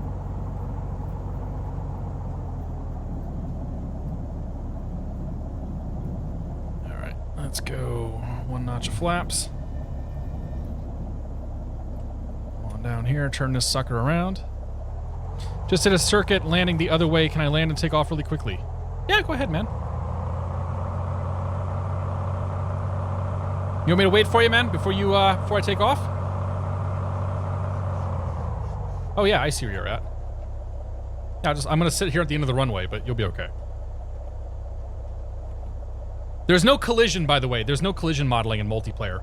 You just sort of go, poof, you Patrick Swayze yourself and turn into a ghost, disappear. You pre-installed the menus and UIs. All content is downloaded and updated separately. Original mean good to see. Isn't there a preload for everything? I don't know. I don't know how the preload worked. Standby battery switch to ARM. Okay, thank you. I actually didn't know that. I don't fly this particular model of 182. Autoossi, thank you for support, man. Welcome to the Beer of the Month Club. Cheers. No, there's no big preload for Steam. Gotcha. Okay. Sharks fan 166269. You are cleared to land runway 36. There are only 686 people currently judging the quality of your landing. You better not screw this up. Shark fan looks like he's on a pretty good glide path here. A little bit concerned though, because he's leveling off and maybe oscillating a touch. Also, his position to the right of the center line is slightly worrying. Now he's to the left of the center line, trying to find his way back to the center of that runway. Struggling just a little bit here, probably because of the winds that are coming into the Stewart Airport. There's the nose going down. There's the overcorrection in the pilot oscillation, the touchdown. Bit of a greaser there. Oh, nope, we're going around. See ya.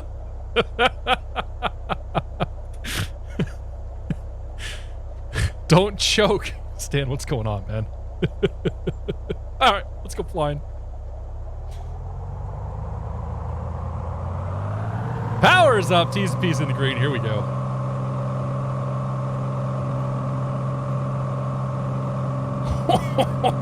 Taking a... Ooh, the nose lifted up there. All right, airspeed's alive. I forgot to set my trim. Yeah, let's get that trim down there. Oh, yeah.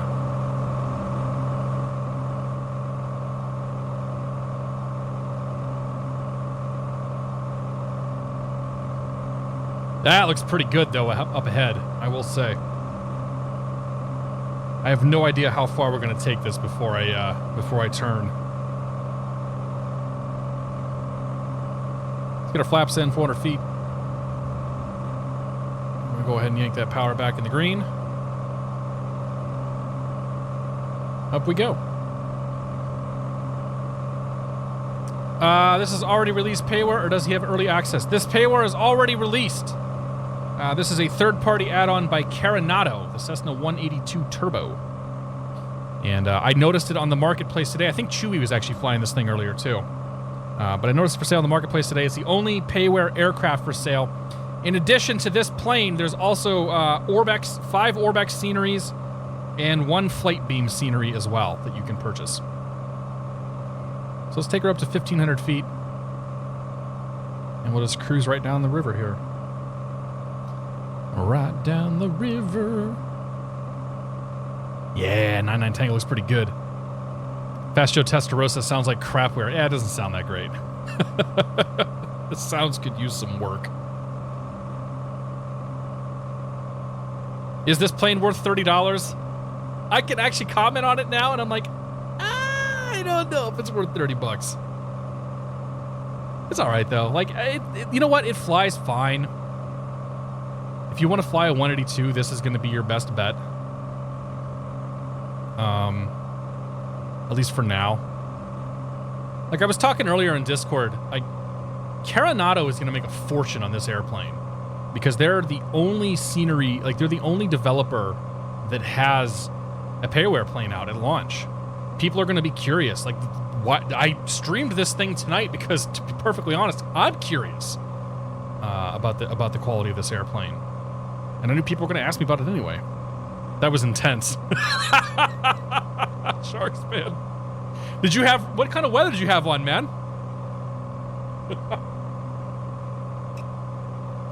Is Carenado aircraft ever worth the money? I mean, the model looks good. Honestly, it doesn't fly any better or worse than the other default Asobo planes, near as I can tell. Like here, let's do this. Let's get some altitude.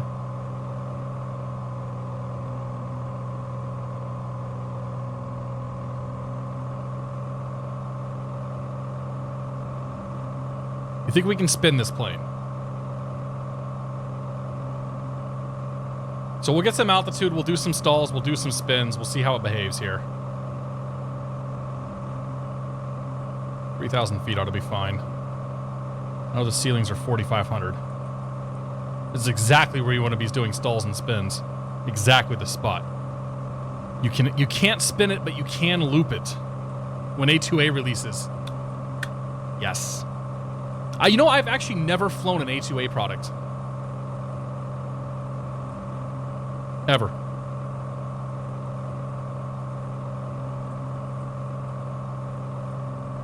Outside cockpit view. There you go. There's somebody keeping up on a Super Cub somehow. Unless he's also in the 182.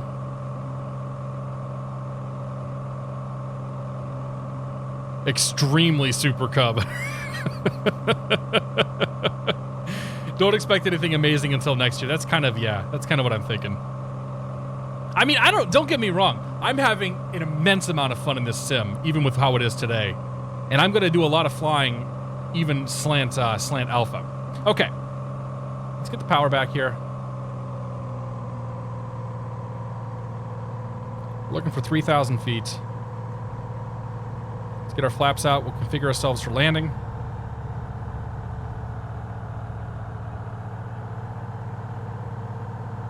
See how she does with some slow flight.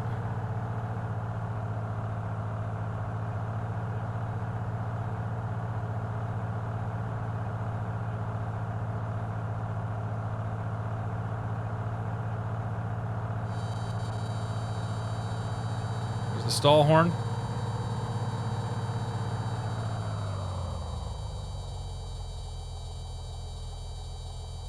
That's the stall. That's stick full back. Stall horns blaring.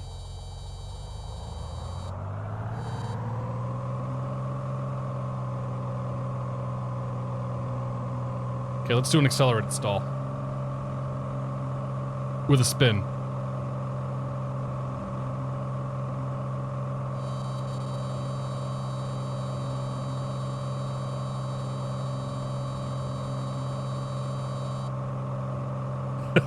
Oh, hey, there we go.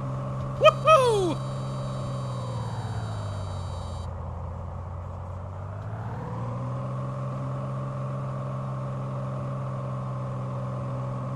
So with the marketplace planes, what models do other players see in multiplayer? I don't actually know. I'm wondering if that Super Cub I saw is actually somebody who's flying this plane as well. Okay, that wasn't bad. I will admit that wasn't awful.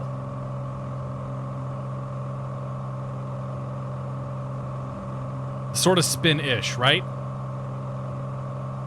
All right, so let's do the accelerated stall. Keep it coordinated this time.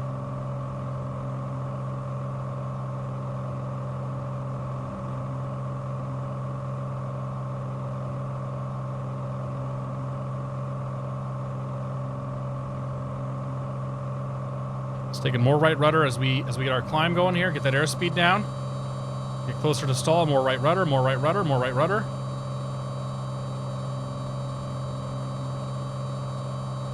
More right rudder. More right rudder. Oh nope! It just spun. You know, part of me wonders if maybe that's a program behavior.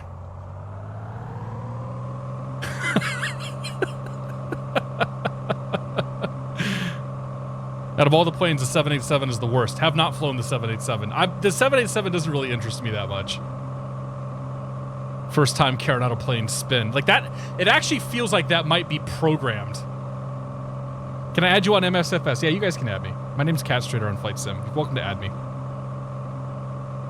We'll see if there's a if there's going to be a friendless limit on here. Installation complete. We'll get your ass to Stewart. Hop in a reasonably fast plane, come catch up with us.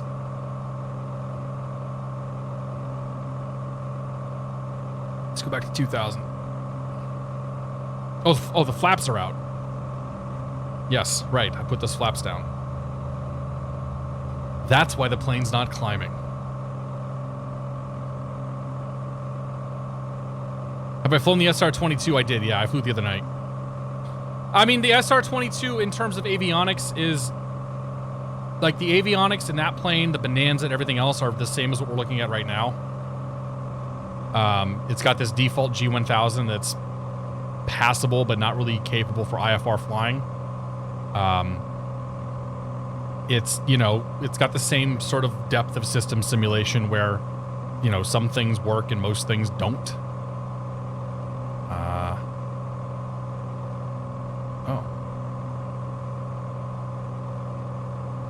I had cowl flaps open the whole time. I don't think it actually made a difference.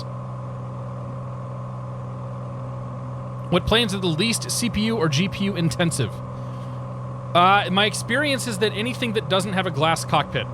So your Robin, your glass 170, or your steam gauge 172, your 152. So anything like the Cubs, both the Cubs handle, or the yellow Cub, the Savage Cub handles magnificently. The other Cub is okay too. So anything that doesn't have a glass cockpit is giving you the best performance. There seems to be something going on with these displays. When you start stacking up a lot of them, it really does seem to impact the frame rate. I wonder if Austin Myers still thinks satellite imagery is not worth it. We all know how much repetitive tiles with lame autogen beats any day, or Orthoprox for that matter. I have no idea, man. I don't know what's going through his head. Yeah, I don't know. I'm not going to speak for somebody else's position on something either. But yeah. Game was downloading this massive launch update, crashes, and now when the game only gives me a black screen when I start it up, uh-oh. I could download the game in 3 hours. Woohoo! If I had to guess, Austin is playing this too. How funny would that be, Chris? Oh, man. Artisan Simulation, I don't know if I said thank you. Thanks for 34 months, man. Back for more Cat, former alpha beta developer until this morning. Developer? What were you developing?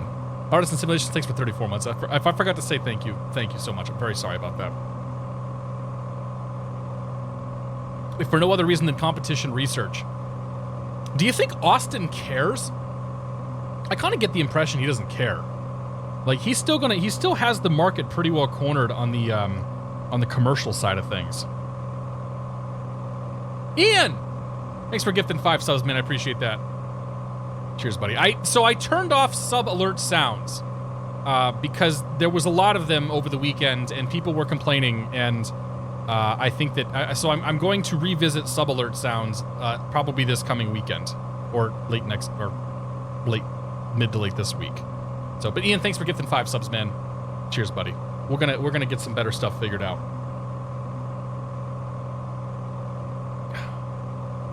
If you got a sub, make sure you say thank you. Like cyanide and syphil. You can make the sub around the fasten seatbelt noise. That would get very annoying very fast, I promise. I always enjoyed them. It adds to it. Can you expand on the G1000 shortcomings? Yeah, the flight plan menu just doesn't work. So I talked about this the other night, but we can go into the flight plan. We got Stuart behind us, fine. We're gonna go to, we're going to what? Pant, P-A-N-T.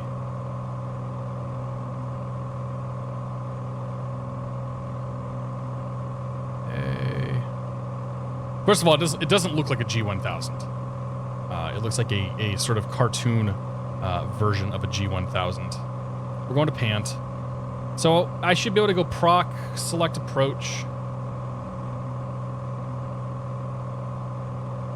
Of course, there are no instrument approaches into Pant, or there's none loaded here. That's weird.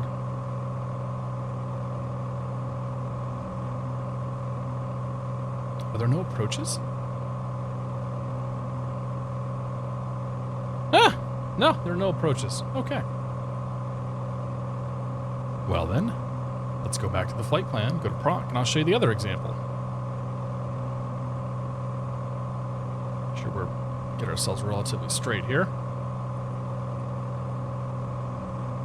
Push that in right there. We're then going to go KBVY, because that's my home airport. K. B.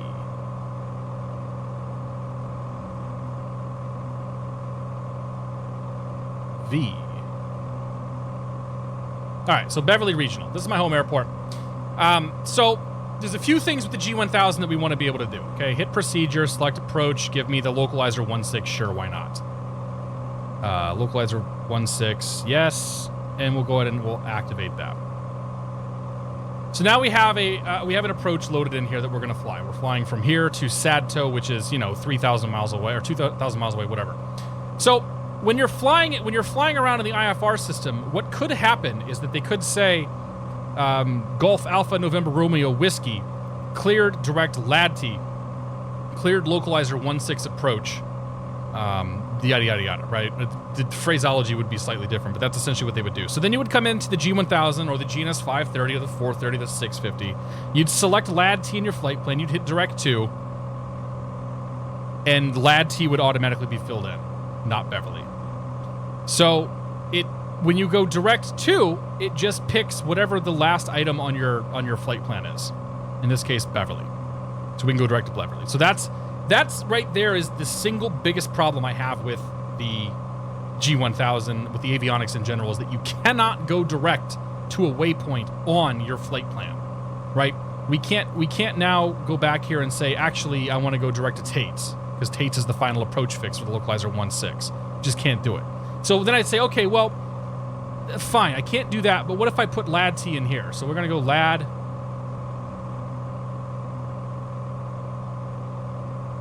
LADTI. LADT goes in here. Hit enter. Hit activate. So if I put LADT in here and I say activate, what I would expect it to do is that it would go direct to LADT on my flight plan. No.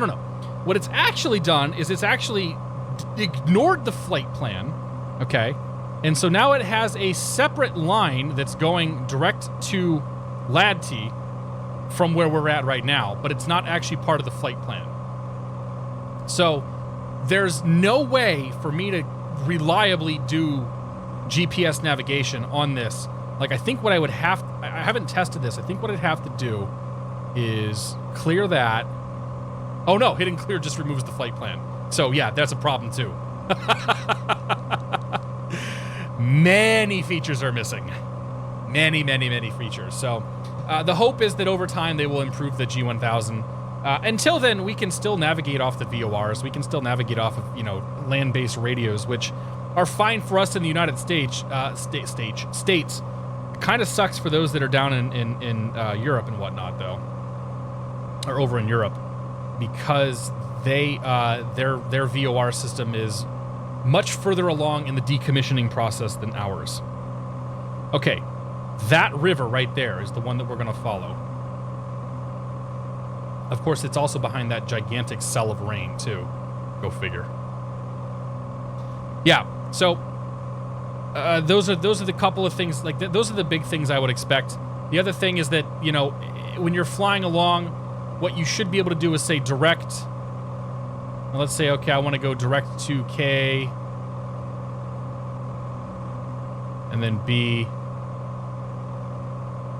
V,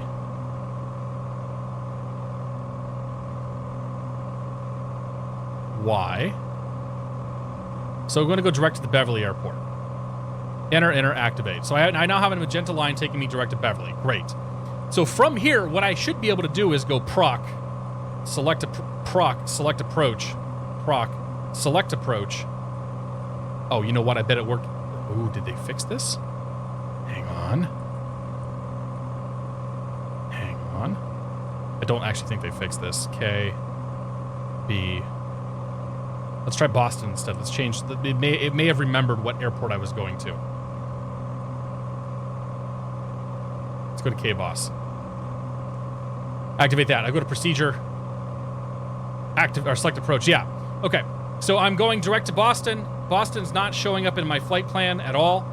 I am going direct to Boston, though. If I flew the GPS for, 30 some odd hours, we'd be in Boston.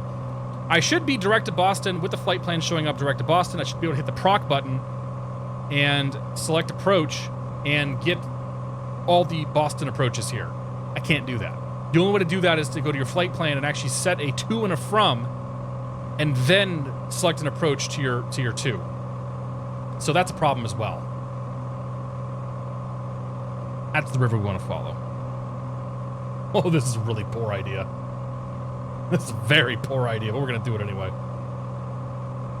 Vector trench coats, 300 megabytes of 91.36 gigs. Congratulations. Oh, this is a really bad idea.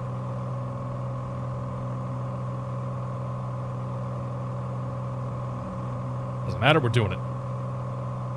Make it happen. Make it so. Oh, I can see the ground. Slant Golf airspace, 1 mile clear clouds. Or not Slant Golf, Class G airspace.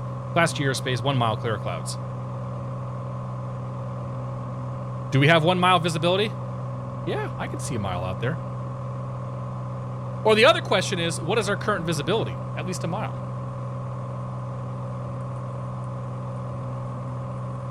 Track up would be nice too. Yeah, there's a lot of things that need to be fixed.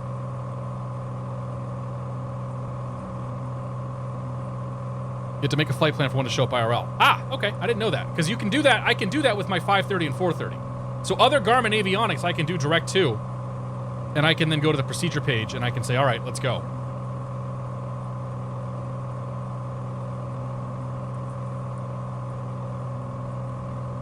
But definitely, like, the overall behavior of this thing is now it actually, there is no flight plan, but now it still thinks that we're going to Beverly.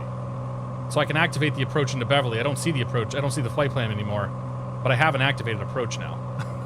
or I don't actually, because now it's disappeared.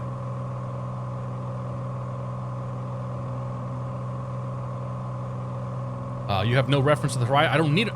There's no requirement when flying VFR to have a reference to the horizon. In Class G airspace, which actually we're not in Class G anymore, we're in Class E. If we were to go down and go back to Class G airspace, we could be VFR and we still log an actual, right? Oh yeah. Oh yeah. Hoping 4 flight will work with FS 2020 soon. That'd be nice, yeah. I don't see that as being a priority. There's some third parties that are working on add-ons to get ForeFlight, to get a movie map in ForeFlight. So I'm gonna keep. I got a couple I want to look at this next week or so, but it's not really a priority right now. How's the Carenado? Is it worth it? It's fine. If you want to fly a 182, this is your only option. It's up to you. Like, it's up to you to make the value proposition of it. Is it worth it or not? Is it worth it for me? Sure. But I also do this, you know, as sort of a side gig. And I'm enjoying my time with the airplane, but it was also very calculated to fly this thing tonight, too. Yeah, wait for the A2A 182. The A2A 182 is probably going to be more than $30, though. Is there some sort of compendium from all these third-party tools or add-ons for flight sims? YouTube? The hope is that we won't have to have a ton of these things. Or as many add-ons. Like, if I could get through my stint with 2020 and only buy airplanes, oh man, I'd be real happy about that. Like, if I could only spend my money on third-party airplanes, like, yeah, that's my goal. But like anything else, YouTube, Twitch, you know, the blogs, if you will.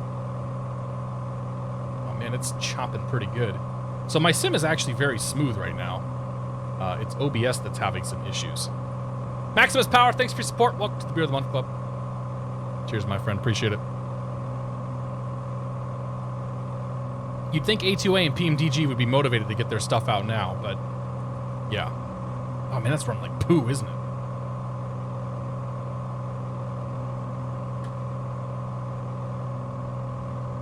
My graphics card is getting absolutely murdered right now. Boondock! Good to see you, Andy. How you doing, my friend? It's trying. I gotta do some more tweaking. Like, I might have to tone the graphics settings down a little bit here, or tone the encoder quality down over in OBS. Here, let's do this. Let's see how. What does the medium preset look like with object level of details turned up? Please don't crash. Please don't crash. Please don't crash. Okay, that's smooth over there. GPU load is down to 85 to 90%. So let's see what this looks like. I can already tell the textures are fuzzy in the distance. That sucks. Looks very similar. Yeah, there's less auto-gen I'm seeing, and the textures off in the distance are looking a little fuzzy. But in general, it looks pretty similar. Shinra has a 970. We're back to praying to Microsoft to not crash. Man, I was praying to X-Plane not to crash, man. It's not just a Microsoft problem.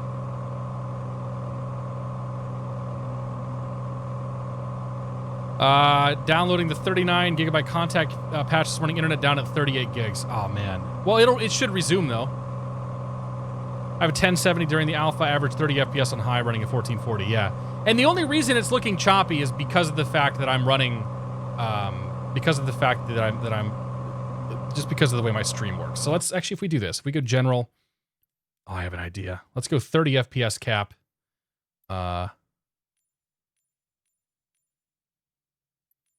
Let's put it on ultra. Let's put it on ultra with a 30 FPS cap and see what this does.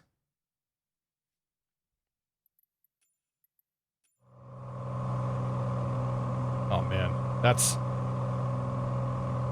maybe not great. Let's give it a second here while it loads everything in. I don't think it's running 30 right now.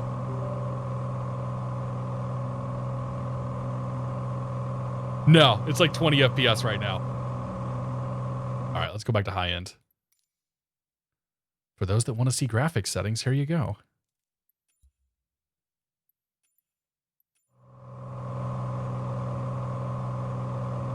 How did the FPS get worse?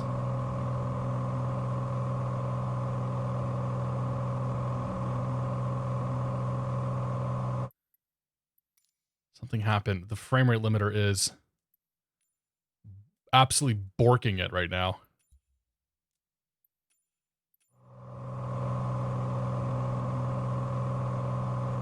Interesting. Well, whatever. We'll leave it on high end again. It's fine. How's everybody downloading it already? Folks that buy it on the Windows Store and live overseas or fake themselves living overseas have been able to get their hands onto the sim. The encoder is getting its butt kicked.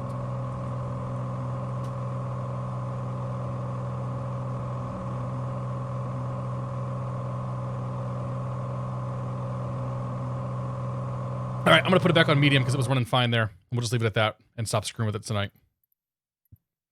And eventually I'll come in here and actually tweak and figure out. Yeah. Let's turn the level of detail terrain up.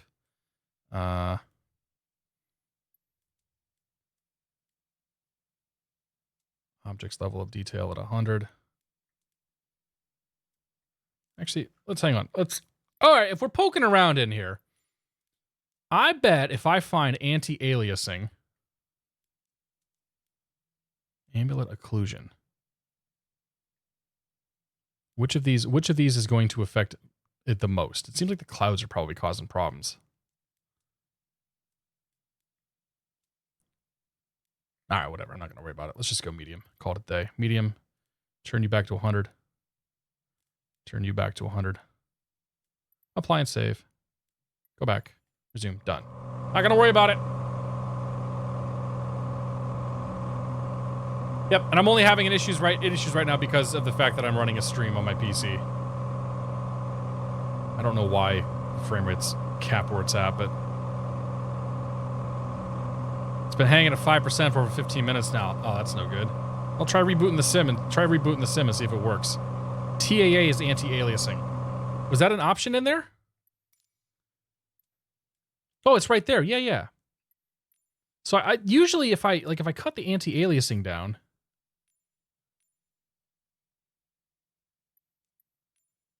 if I put this on FAA or FXAA.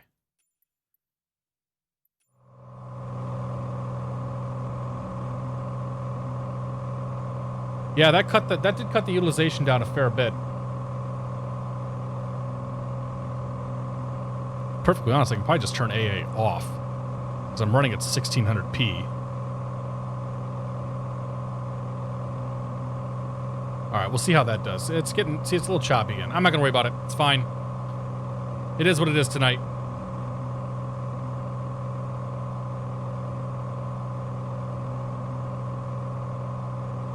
All right, I'm gonna turn fraps off too.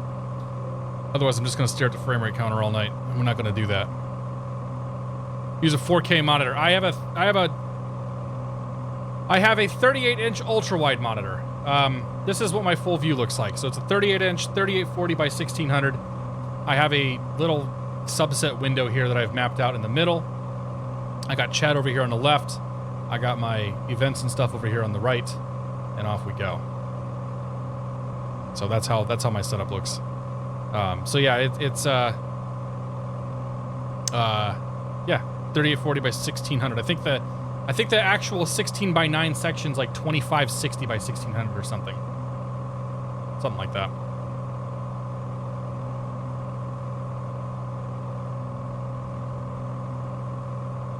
Oh man. It's the weather that's doing it, man.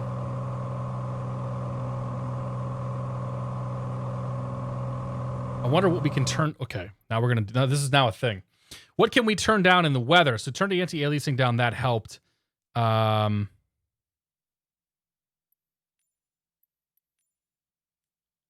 we turn terrain shadows down a little bit, contact shadows, light shafts.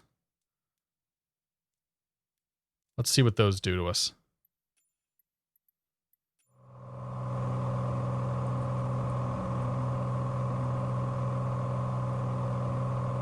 Still. Problem is I'm basically opening it up for the next thing to be the bottleneck as I'm playing around with stuff. All right, back to medium. Then for real, we're done this time. It's driving me crazy. We'll drag those two up. Little level of detail. Little level of detail. Appliance save. Go back. Resume. We're done. That's it. We're not touching anything. Because it doesn't look that much different, really. Maybe when we get into a city, it'll be a different story, but I'd rather have a smooth stream than a not smooth stream. Turn VSync off. If I turn VSync off, the frame number goes through the roof. Or the frames can go through the roof, and that'll also cap out my graphics card. Missouri Skywarn, good to see you, man. Welcome to the Beer of the Month Club. Cheers, thank you for your support. Appreciate it. Right now, the GPU is getting hit. So what's happening here is that the stream is, the OBS is using the GPU to do its video encoding. It's also using the GPU to resize and rescale everything. So the GPU is getting hit pretty hard at the moment, in addition to all that stuff. So, like, the irony is that the higher the frames I get in Flight Sim, the worse that my my encoding quality is on OBS. Hall Rock, thank you for the bits, man. 2 more hours to go. Cheers, my friend. Thank you. A 2-PC setup would not... Well, a 2-PC setup would solve my problem. The problem is that I would not be able to use my ultra-wide monitor with a 2-PC setup. There's no capture card that I can use that would let me capture this stuff here. I had a 2-PC setup in the past. I used... I messed around with, like, NDI to move video signals around, but NDI added its own compression layer, or its own compression artifacts to the video stream, and actually made things look worse. So I'm still trying to figure out, like, I've thought about maybe sticking a second graphics card in here that that OBS uses all by itself. I think that might fix the problem, but I'm not sure what's going to happen when I throw 2 graphics cards into a machine. So with things getting cheap, I might grab myself a 1660 or a 2660 and or 2060 and see how things go.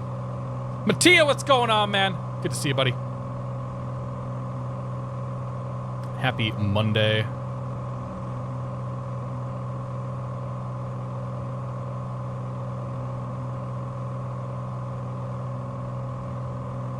Is Game Pass worth it? I tried when it first launched, but it was a buggy mess and a borderline unusable. I love Game Pass.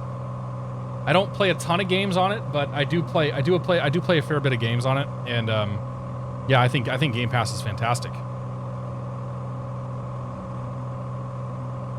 Okay. We're getting close. Probably 15 minutes or so out. It'd be closer if I hadn't mucked around with the settings for a few minutes, but hey, whatever.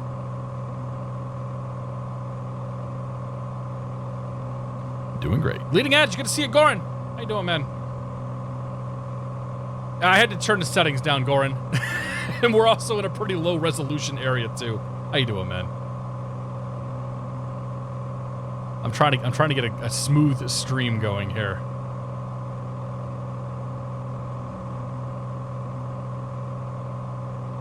What I'd like to do is be able to say target frame rate, targets, you know, whatever. All right, let's go back to where we were. Oh, hey, that guy's upside down. How about that?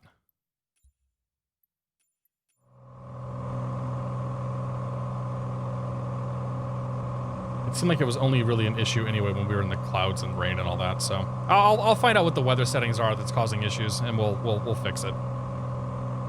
Because otherwise, it's been okay. Or I'll just deal with the choppiness. Don't really care. Anthrax, how you doing, man? Good to see you, Jose. Zarby, good to see you as well. Am I still flying to Pant? Yes, I am. Yeah, P-A-N-T. And then we're going to crank a turn. I may not go all the way to P-A-P-G. We may go somewhere else. Only because they were getting a little long in the tooth tonight. Do you have any crazy wind or turbulence? Why is it so jumpy? There's a little bit of wind. There's 7 knot crosswind coming across these mountains. So when you hit the right spot, it gets a little bit on the swirly side. How do you use radio comms in multiplayer? I don't think you can.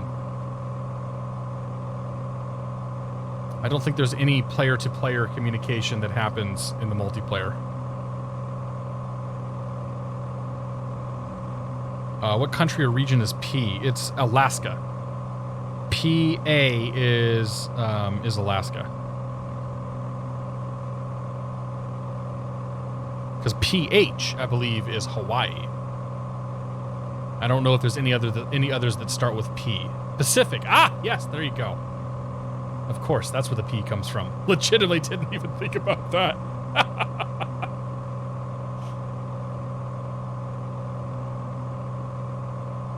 IRL Cessna 172 doesn't jump like that.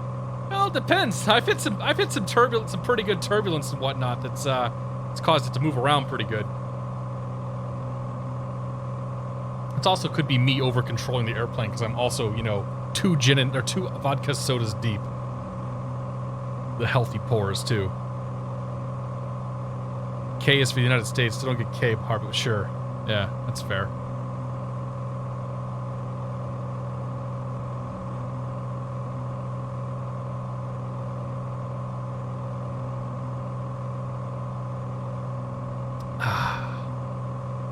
A lot of people use Quadros for the 3 encode stream limit.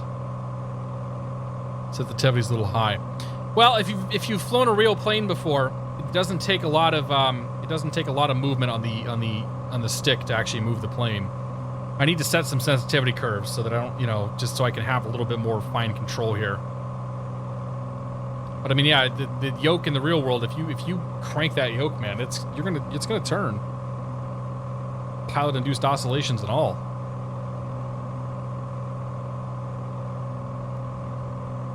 I think we're gonna cross here and then bang ourselves a right.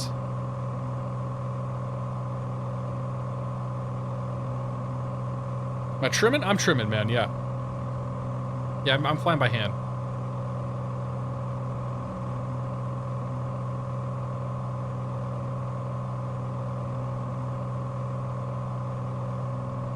That's an interesting rain shower. All right, let's go back to sunny weather. I want to see some scenery.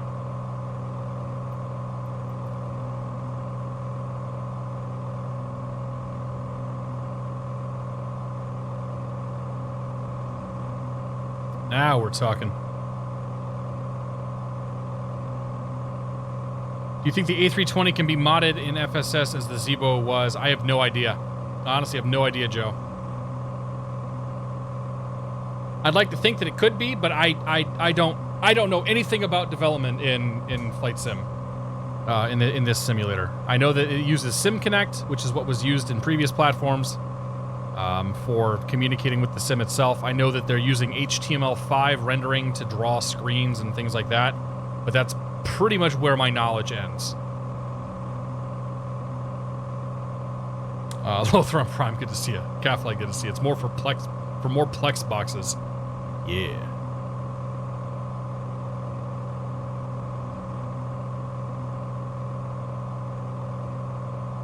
Anyone ever modded the plane in default FSX? I have no idea. I'm sure somebody did. Probably not to the extent of the Zebo. I think the Zebo was kind of a one-of-a-kind thing.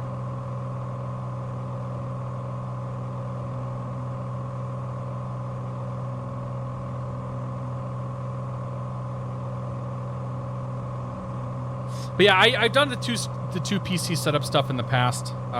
It works. It's functional.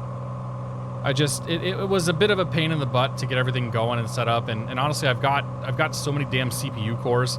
Like, my issue is a little bit of GPU lag, and I think I'm gonna play around with adding another video card, and I think that will fix most of my problems. Or maybe I'll get a 3080 Ti and then run the 2080 Ti as a slave. Who knows? Is this the full release, or will it be updated over time? Yes and yes. This is the release version of the game. It is the full release version of the game, and they will be updating it over time. I think they said many times during the press events 10 years. Like, they have a 10-year plan for this game. So it's going to be around for a while. Am I using a Noctua air cooler or another make and model? John, I'm using a Noctua air cooler. I have this... I don't remember who the... I think it's a... I don't know. I don't remember who the case is. The specs are down below, I think. But yeah, I have a Noctua 615, I want to say. It's one of, like, the big boys with 2 fans on it. And then I've also got 440 millimeter Noctua case fans to move air around. And I'll tell you, man, Like, it's a little bit noisy now when the sim and stuff is running, but when the machine is idle or nearly idle, this thing is damn near silent. I will probably never go back to water cooling again, because the air, like, you can just get so much done with air cooling. The Nocto D15, that's the one. The NH-D15, yeah. To NH-D15. Let me make sure that's actually the one.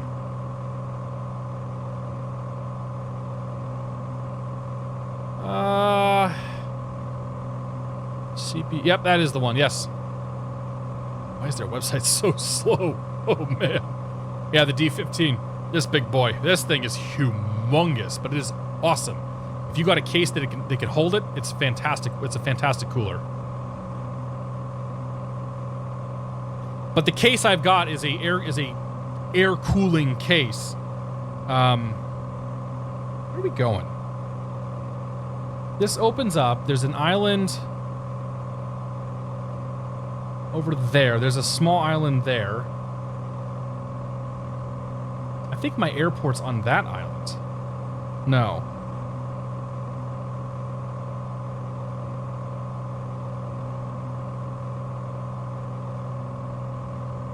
No, that's not it. The island, it's on that island over there. Pant is on the other side of that island, so we're gonna head for that big one. We'll head that way and go around. It'll be on the other side of that mountain there. Yeah.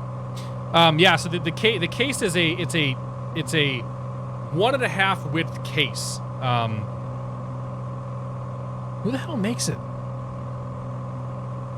Corsair. It's a Corsair case. That's what it is. I'll find you a picture of this thing. Pictures. Camera roll. 2019. 05. 06. Nope.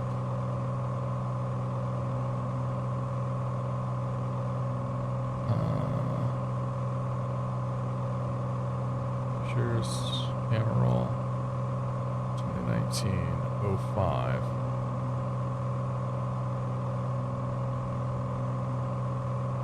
So, it's got the wrong case fans, but that gives you an idea of the size. This is a normal, standard-ass ATX motherboard.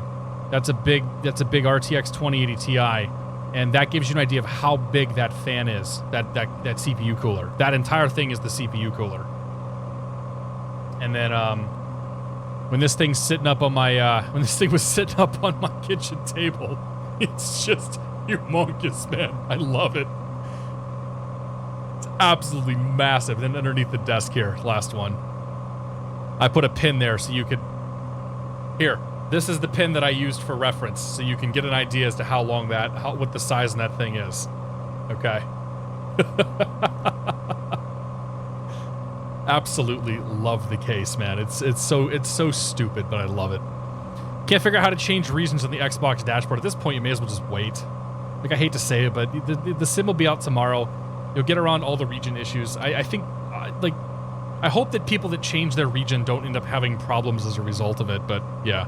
The compensator 5000. Yes, you're right, Spaceman. How you doing, man?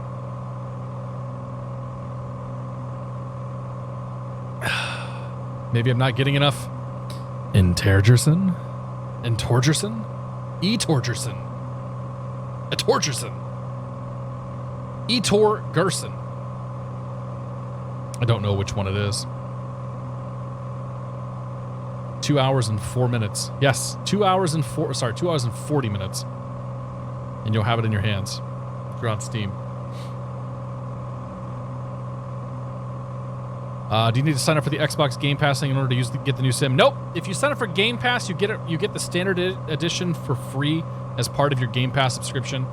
If you just want to buy the sim outright, you do not need to have Game Pass. Not necessary.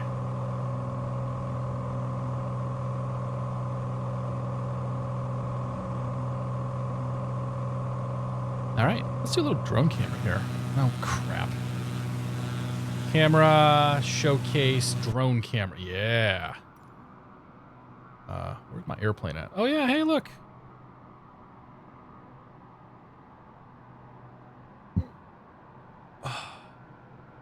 Reich, hashtag 9854.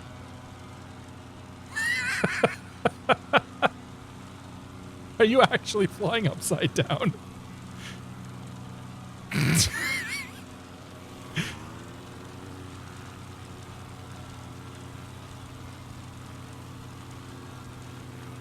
No, get closer. Don't go away. I'm trying to get a screenshot. No, no, no, no, no, no, no. I wanted to get a picture for a thumbnail. Welcome to Steam Edition, right? Yeah, if you could do it right there. Yep, if you could do it on the right side of my plane, up just a little bit. Oh, you got this. You got this, my friend.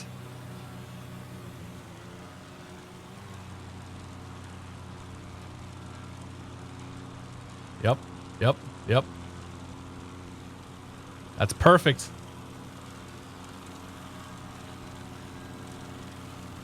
Okay. Got it. Thank you.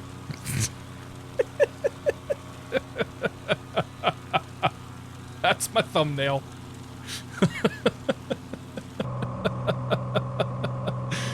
All right. How long has he been sitting there? I think he's been there for some time. Is the Steam Edition the way to go? I don't know. They gave that. So I got it. So again, Microsoft gave me a copy. They gave me a Steam Edition copy. Which one you get is completely up to you. I don't think there's going to be any differences once we get past tomorrow, when everything is out and all the preloads and whatnot are all done. Let's call him Denzel. Yeah.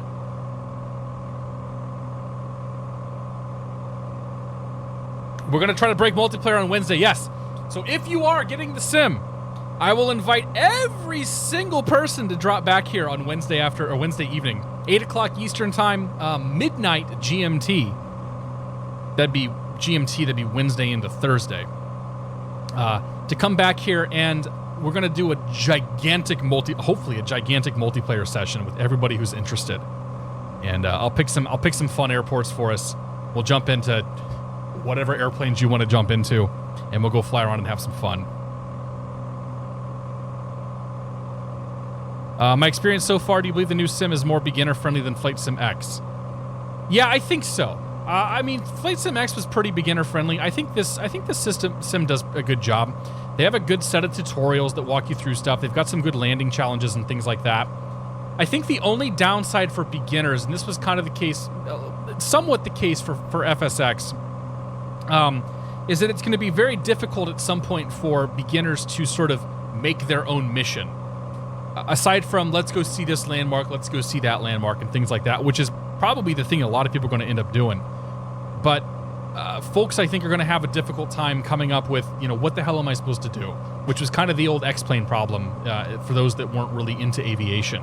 So I hope that, like, Air Hauler or, FS Economy already works and things like that. I hope that all comes around and gives us more of a game within a game type of stuff. But yeah, I think that's going to be the big issue for beginners. But getting into the sim, there's a great level of assists. If you've got an Xbox controller, okay, you can go fly with your Xbox controller. It's going to work just fine. Like, you can go do your aileron rolls with your Xbox controller and all that, and get along just fine. So, if that's all you've got, like, hey, you're still gonna be able to cruise around and see these landmarks. PackX and Sim Toolkit are compatible with MSFS. Oh, really? I should look into PackX. That's a good call. Works fine. Proceeds to crash. Don't judge. There's a silver lining in this. There will be tons of hardware on eBay in a month or two to back up. You're not wrong. Oh, you know what? I have a bunch of GoFlight radio panels. I should see if those things will work in this. I don't know where I'll put them, but GoFlight gave me a set of radio panels years ago to review and whatnot for X-Plane, knowing that they didn't really work in X-Plane, so I never actually had a chance to review them. That might be kind of fun to try, because I think that if I get the software installed and whatnot, because it's all Sim Connect, it should still work with this sim. When available for Xbox, yes, I would think you could play it. Yeah, when it comes out for the Xbox, there's going to be a whole new group of people that are going to come in and terrorize us. But the cool thing when it's out on Xbox, I bet that we're going to be able to all fly together, which is kind of neat. Like I said, the multiplayer stuff is what I've had the absolute most fun with thus far. All right, started to send down here to land. We'll head down here, and maybe we'll head up to Ketchikan as well. We'll try a few airports.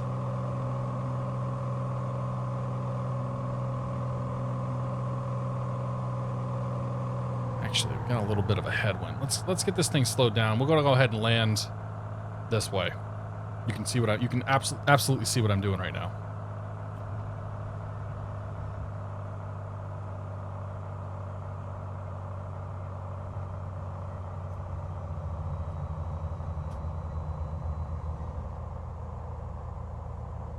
Everybody loves a good side slip here. Dive, dive, dive.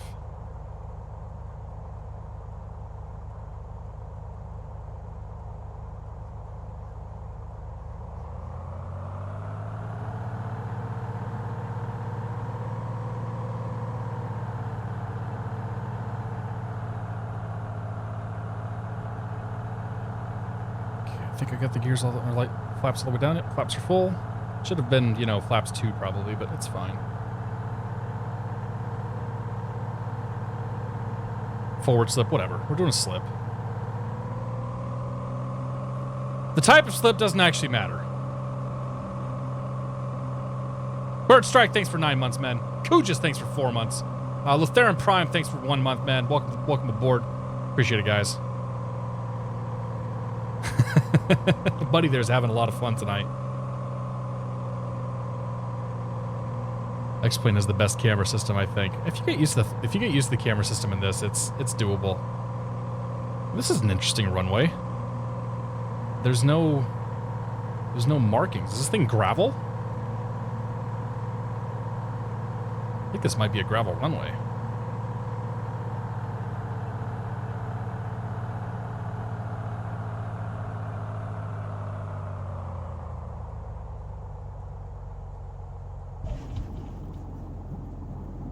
Nope, that's pavement. Interesting. Huh. Woo! Almost had a little ground loop going on there. Former military base. Ah, okay.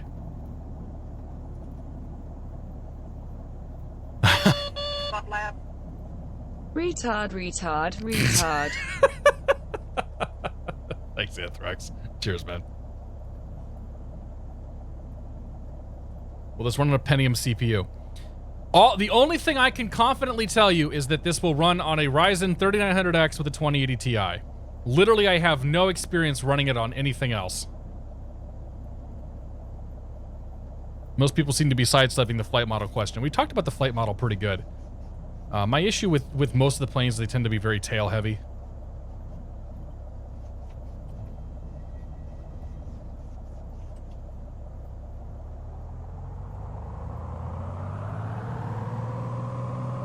But, yeah, I don't know. Like, I don't know. It doesn't... No sim flies like the real airplane, okay? So when people start talking about flight models and this and that, like, they just... None of them feel like the real thing. Giggity. So it's difficult to sit here and be pedantic and say, well, it's supposed to do this, it's supposed to do that. Like, whatever, it flies pretty well. It flies better than FSX did, I'll put it that way. Sky Steve, thanks for 8 months, man. Cheers. Where are we flying tonight? We just took off out of PANT. We came here from Stewart. I'm gonna go do a quick touch and go back at PANT. And then we were gonna head up to, I was gonna go further north tonight, but we'll do the last leg here. We'll head to, Ketchikan Harbor. This is 2020. Yes, 2 works. How you doing? What server? Doesn't matter. All the servers are linked. I'm still happy with my FS9. Please tell me that Please tell me that you're not lying. Thinking about going from a 2700X to a 3900X, do you think it's worth it? I have in my hand the AMD 2900X that was replaced by my 3900X. I will tell you absolutely that it was worth it.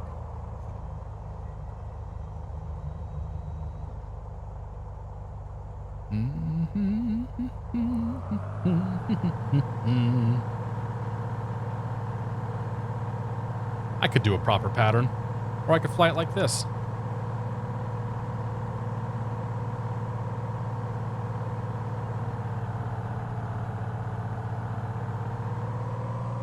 So I held a bit more speed that time, closer to 75 knots. It seemed to behave more like a real plane, but I mean, I'm full flaps right now. It's taken 25 manifold just to get the plane like accelerating. Like if you want to talk about the flight model, I think the flaps are all too draggy.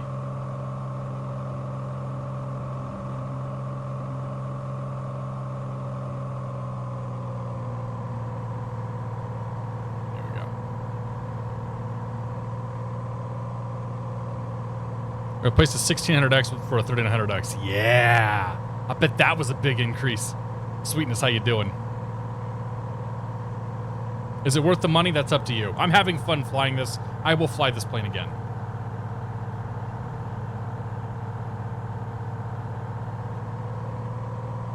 I will definitely fly this plane again. It's no better or worse than the default airplanes. Maybe the sounds are a little worse.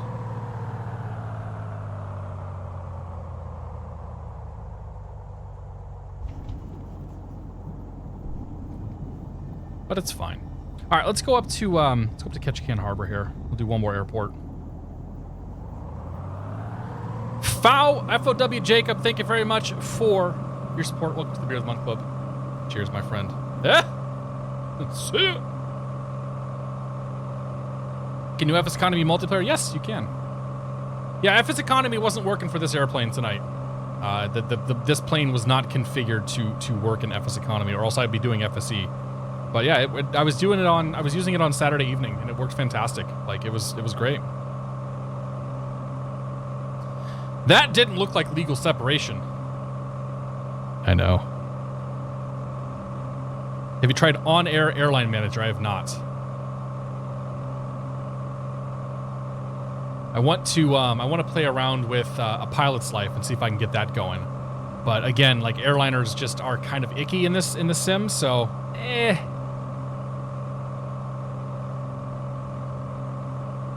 Not a huge amount of motivation to go fly airliners.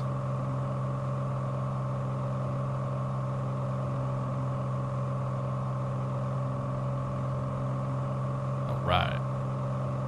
I will make it legal, says Ryan. Maybe Dreamflight will get involved. Yeah, I mean, well, so the default sounds, the sounds in the stock airplane are really well done. They put a lot of work into those planes. Logan Boy, good to see you. I think I saw Bigfoot down there. Maybe. We're in Canada, so is Canada the home of Bigfoot? Alaska seems to have very close separation limits. We're formation flying, okay? Don't worry about it. It's fine. We got this under control. Astro Dummy, good to see you. I'm a noob to this kind of sim. Are there missions or a campaign? There are training missions that you can jump into that will teach you how to fly. And then there are also landing challenges that you can jump into. I'll tell you what. Let's go land at Ketchikan, and then we'll go jump in, and maybe we'll do a couple of landing challenges. How's that sound?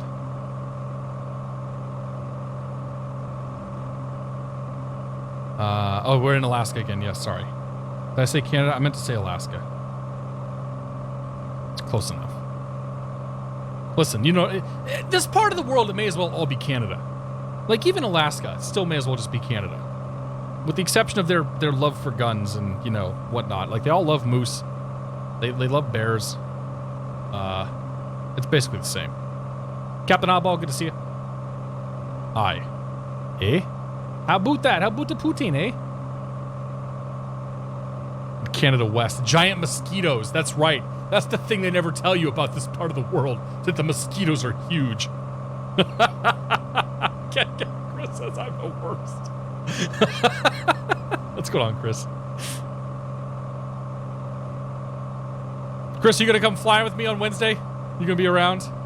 Don't tell that to Goldsy. Don't forget plaid, right? Sorry, yeah, flannel. Flannel. You gotta have the flannel. It's not just plaid. It's got to be flannel, right? And lumberjacks, and I don't know. Canadians are awesome people. Every Canadian I know is a great person, and that's the truth. He should be oot to boot. I have a 4770K, so I may have more issues, but I should be able to find some playable settings. Breakbeats. So there's another streamer. His name is Spamfish, and I know Spamfish was running this and streaming on a 4790K. So I think the 4770 is like right at the bottom end of the specs. As long as you've got a GPU, that a graphics card that sort of meets the minimums, I think you're going to be just fine. I'm at Pant because I can't. I left Pant. So I left Pant. I'm heading northeast to PAKT, Papa Alpha Kilo Tango, which is going to be, I think, right around there. Yeah, we just left Pant.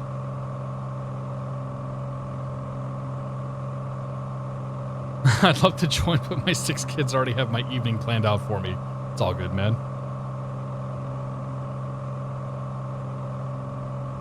Only a 960. Is that so? I think the minimum what was the minimum requirements? Was the minimums no, the minimum's like what, a 770? So I think a 960 outperforms a 770, right? Yeah, that's what I thought. I have an RX 3800X or R7 3800X and a Vega 64. Yeah, you're gonna be fine. You will be absolutely okay. Captain Haggis is gonna come flying.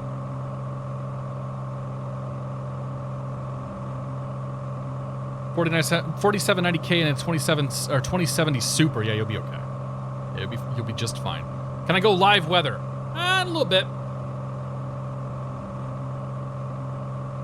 What's the weather like down here? Is it getting better? A few clouds, 3,200? Sure, we'll go live weather. Live weather. Yep. The live weather is still inaccurate.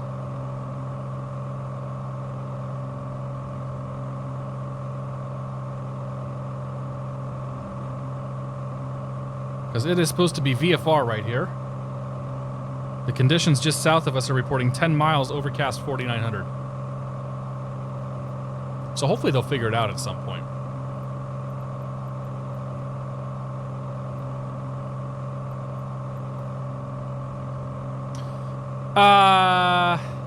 Oh yeah, hey, there's the lead-in lights for the runway. That's probably where it's at. All right, we'll go over there, we'll land there, and I'm gonna do 1 or 2 landing challenges and see what those are like. For the folks wondering how things will handle the game, says Rocket 859, friend has a 4600 and a 1070, and it runs great. Damn.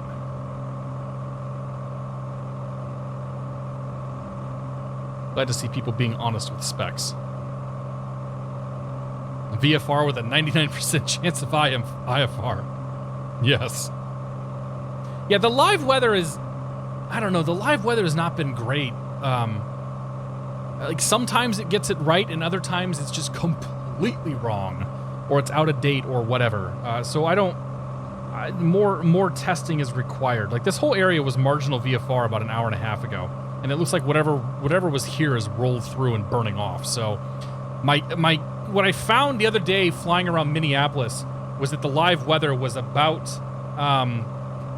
the live weather would look like it was about an hour to an hour and a half behind. So I don't know if that's actually true or not. I need to go find some more squall lines and whatnot and just kind of see. Anything in the full build different from the preview build? VATSIM doesn't work. You have an EIRL experience new to the channel. Zombler, good to see you. I am a real-world private pilot with an instrument rating. I have just over 250 hours. I have close to 100 hours in this airframe, the Cessna 182. Working towards... There's actually real-world traffic! Somewhere out there is Alaska 64. It's the first time I've seen an actual real-world airplane since we've been out here tonight. Yeah, so I'm a private pilot. I'm working towards... well, I'm on hiatus right now. Had it not been for COVID, I'd probably be a flight instructor right now too, but I put all that on hold for various reasons. But yeah, I do, I will tell you that I essentially learned to fly in the sim, and I have a love for the sim. I practice in the sim all the time. I think there's a lot of value as a pilot that I can get out of flying around in a desktop simulator for instrument practice and things along those lines. Feel free to check back in down the road at some point. We're going to fly around with with real ATC, air traffic controllers, real procedures, real, you know, as real airplanes as we can fly, flying approaches and things like that. So I do a lot of more serious stuff in the sim. The last few days have been a lot of screwing around and having fun because, hey man, the world's our oyster, right? We can go anywhere we want. We can fly all these airplanes. We can have a good time. But at some point there'll be some more serious stuff that'll happen. Alaska 64 should be en route to Seattle. So is Alaska 64 in the air right now? Or is it on the ground at packed? Do I have a full package? Yeah. Although my package is getting snipped pretty soon, so there's that. It's over the Dundas Islands currently. All right.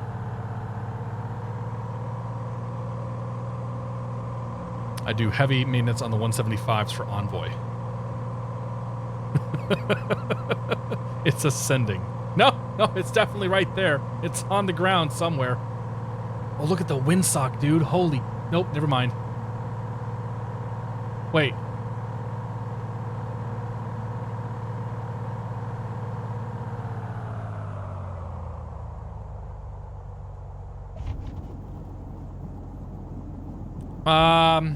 Pretty sure that was the Alaska 64 was a prop plane back there. That's a very small Alaskan airliner. Even by COVID standards, that's a pretty tiny airplane. Keep those frozen peas handy, they'll be your savior. Yeah, right.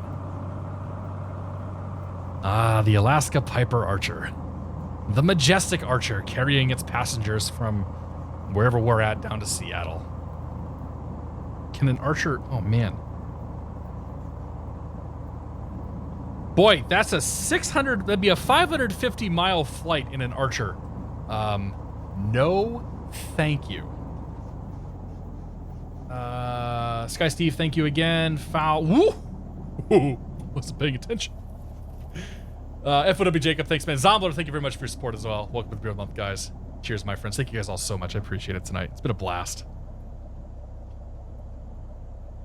Alaska operates a Bonanza. It's a Gen. What is it? I don't even know what a Gen is. Let's go check this airplane out. Excuse me. Excuse me.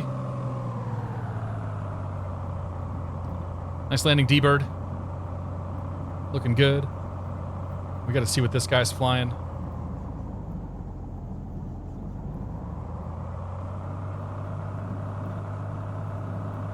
No, I think it is a Bonanza. Please hold and contact that tower. There is no tower. It's untowered field. Suck it, Jose. Pilot deviation. How about like the 182? JP, it's not bad, man. This is no better or worse than any other airplane. Boy, the brakes aren't very good. I'd say this is probably no better or worse than any other default airplane. The sounds are maybe not as good as the default Asobo stuff, but it flies, you know, it flies kind of similar to the Bonanza. I brought it in on approach that time at 70, 75 knots, and probably when you're closer to 70, 75 knots, you're able to actually keep that nose not quite so high. When I was dragging it in 65 to 70, it was like 5 to 7 degrees nose up coming in with full flaps. But like all the other planes, or a lot of the other planes, as soon as the flaps are out, man, holy crap, does it get draggy. Like that's my man. It's just I was probably 75% forward on the throttle in level flight and just sitting at like 65 knots. So, and granted, I've never attempted that particular configuration in the real world, because why would you? But yeah, it's all right, man. It looks nice. It's a totally acceptable plane for being this early in the Sims age and for $30.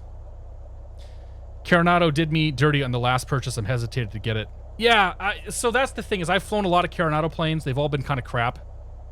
You know, you kind of know what you're getting yourself into with Carenado. It's got all the default avionics, so you know there's that. But I literally my first couple of flights tonight have been here. Like the 2 flights that I've done this evening are the first 2 flights I've done in this plane. So I haven't looked at like what's the fuel flow going to do. You know, I haven't shot some instrument approaches to see, okay, if I use this manifold pressure that I use in the real world, how's it going to translate here? And I haven't done a lot of stuff like that. It's $30, Morales. Carenado was like an abusive relationship. Well, you know what? It's the first payware plane for this sim, and I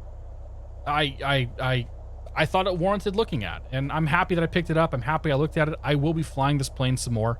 I'm not displeased with it. How is the 182 different from the 172? Different horsepower engine. Good question. A modern 172 has a 180 horsepower engine and a constant, or a fixed pitch prop, which means that the prop is always at the same angle. A 182 has a 210 horsepower engine. I don't know what the turbo's got, but a normal 182's got 210 horsepower. It has a variable pitch of constant speed variable pitch prop, so the prop will actually rotate depending on how much power you're giving it. So you adjust the RPM. You say, I want to have 2,500 RPMs. The governor will make sure you're always getting 2,500 RPMs, and then the actual pitch of the blades will change to adjust how much thrust that you're getting. The 172 is around what 2,300 pounds max gross. The 182 is like 3,200 pounds max gross. The 182's definitely got a bit more payload. It goes a little bit faster. Burns a lot more fuel, and has more space kind of on the interior as well. Manuel 777, good to see you, man. Yeah, I mean, dude, the visual model is like, it's a good looking plane. It's a good looking plane, man. Like, I'm not displeased with this thing. I'm enjoying it. Should you buy it? I don't know. I would say watch some other streamers and some other YouTubers who tend to be more critical of planes, and they might be more critical of this airplane. I tend to look at the good stuff and talk about the things I like. How did the sound compare to the other default aircraft?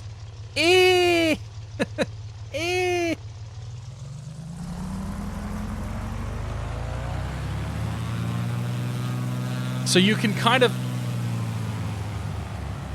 of hear as it transitions through, like right there. If you listen to that transition from the grunt of the engine to the whine of the prop.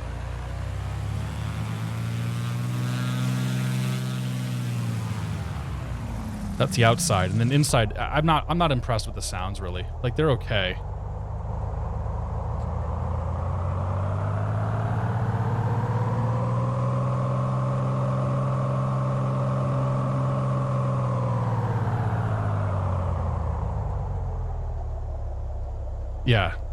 Yeah, the sounds are halfway decent. It's got a turbocharger in it.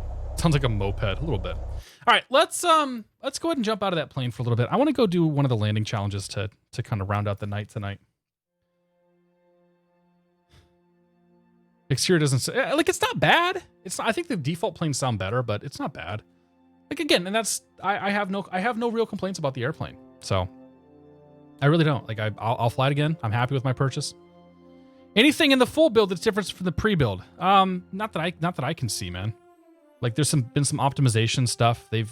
I'm sure they've made improvements here and there, but the beta and alpha stuff is the end of the beta and alpha are relatively similar to what ended up being the final product. The end of the beta, I should say. The alpha was a little bit rough, even up until the end of July when the beta came out. But yeah, things are vastly improved now, and the sim runs better. It looks better in general. The planes handle better. Like, everything's just better now. So somebody was asking about if I'm a new person, what do I have? So you have these 8 lessons here to kind of get you in and get you started.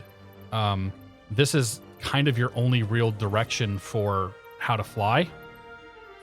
And then there are the landing challenges in the events here. So actually, let's go.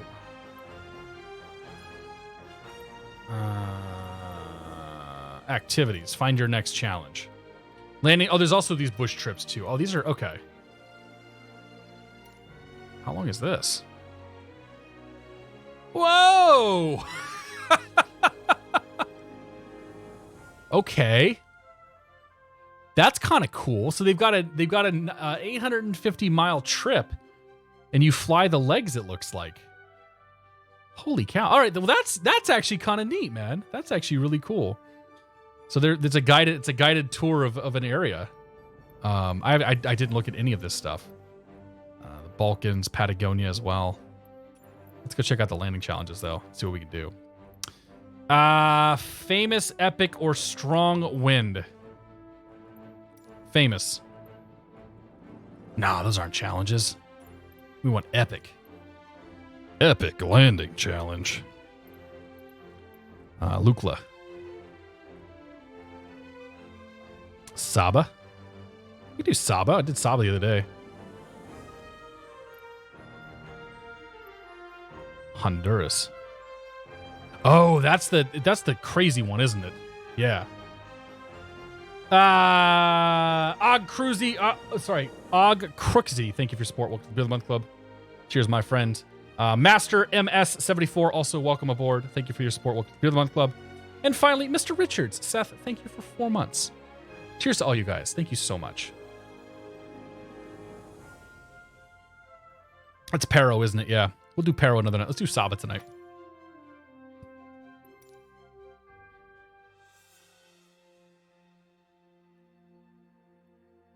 The A320 is super simple to autoland.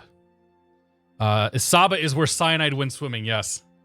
Yes. Ken Doris, you were number 1 in the Saba challenge? Really?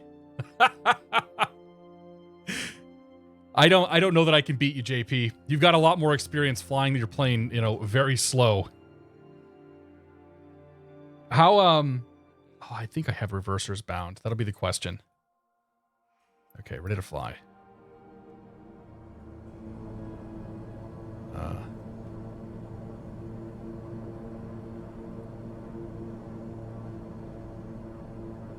Okay, got a little prop action going there.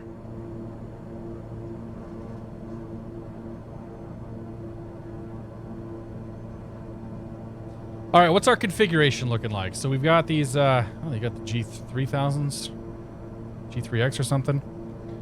Okay, props are full, mixture's full, flaps are up, the gear is up. Okay. Landing gear. Landing gear. Landing gear. Nothing bad has ever happened with me flying a King Air, right? It's actually the first time I've been in the King Air. Oh, you can't go in the back? What? Oh, you suck. What's that button do? Nothing. Landing gear. Landing gear. Let's drop the gear. First notch flaps come out. Get that descent rate going here.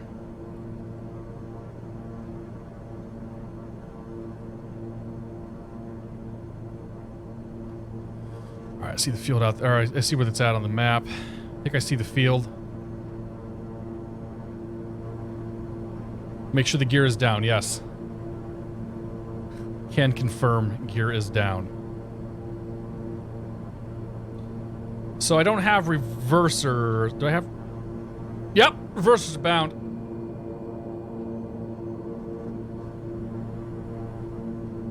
Okay, reversers are bound.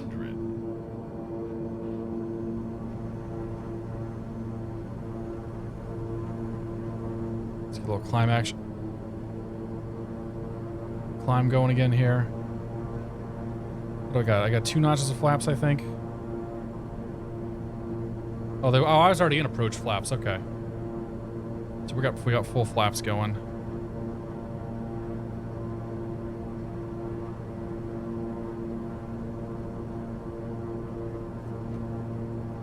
Runway is in sight.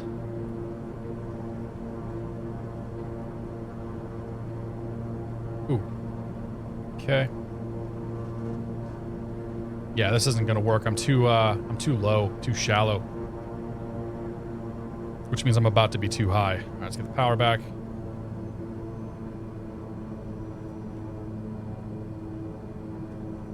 Do you ride the stall horn coming in?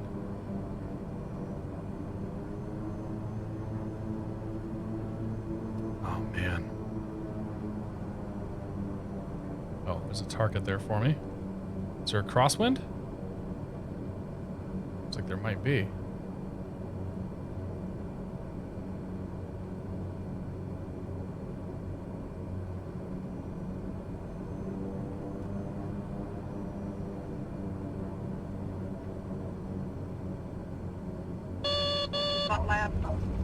Retard, retard, retard. Nope.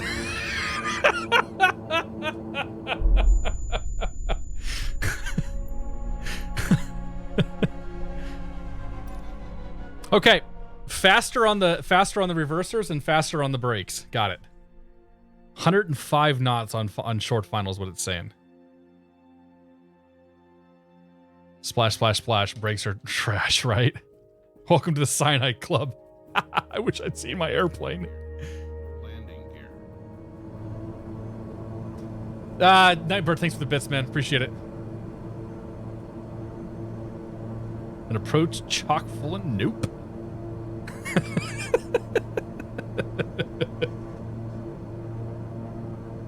Look, you got to do it once just to kind of just see what you're up against. Okay.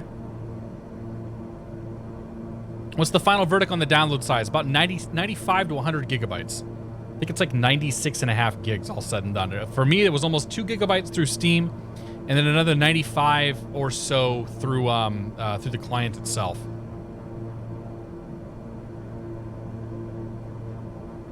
There's payware, yeah. Yeah, the Carenado's got a payware that's out. We're not flying the Carenado thing right now. We're flying something different, but Landing gear. yeah. Heli Pilot EGLW, good morning, my friend. Hope you're doing well. Happy Tuesday. MS Store is saying 127 gigs. That might be the full size once it's all installed. 500. So, JP, when you did this, when you got your high score, man, did you land on the spot they told you to land on, or did you land on the numbers? Because I don't think I'd be comfortable landing that far down the runway. I mean, I was carrying a lot of energy, so like I didn't get down right away. The spot is what gives points. Of course it is.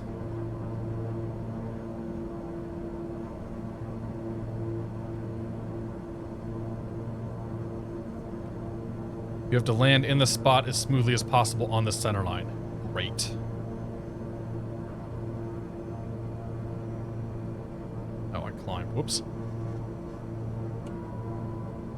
Full flaps. I have a full release copy, Duty. The beta copies have all been disabled. They were all disabled this afternoon. So my version of the sim and anybody else who's got it is anybody else who's streaming right now is a full release copy. So there are some folks who had a, who lived in Europe and whatnot, or Australia and got in, or got a copy, I should say, already.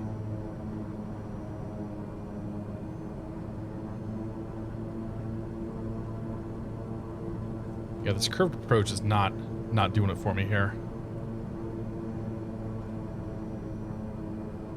All right, let's carry a little less energy.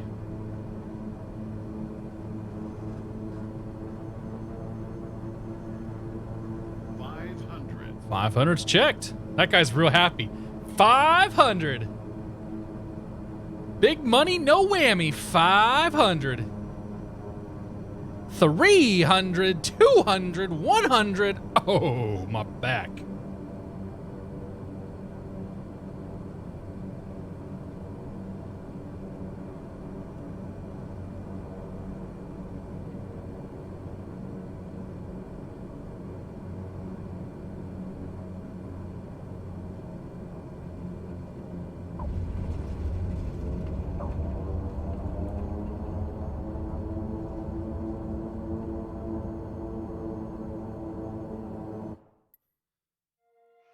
Okay.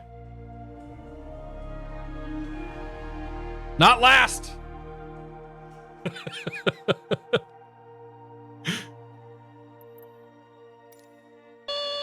Hey! Butter. Vendertron, thanks for the host. Nightbird, thank you for the bits, man. Cheers, buddy. Oh, we gotta try to beat JP, man. Okay. All right. Restart one more time. I see how it works now. I need to get myself, basically I need to actually get myself on a squared up down one of our base to final. I better log in now on the score.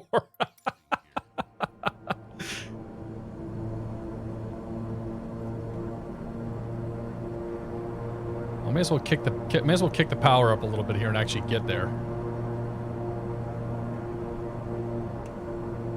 We don't need to have flaps out right now.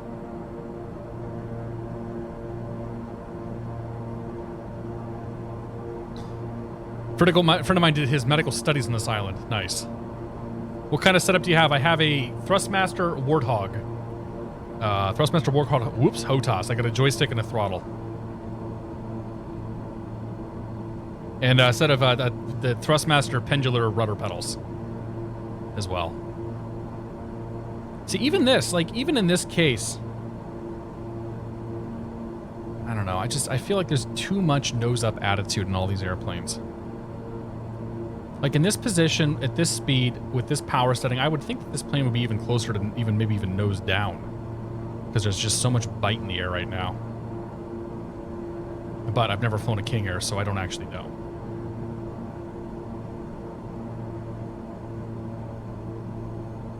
Landing gear. Landing gear. Landing gear. Landing gear. Landing gear. Landing gear. Landing gear. It's alright, we'll get it. Landing gear. Landing gear.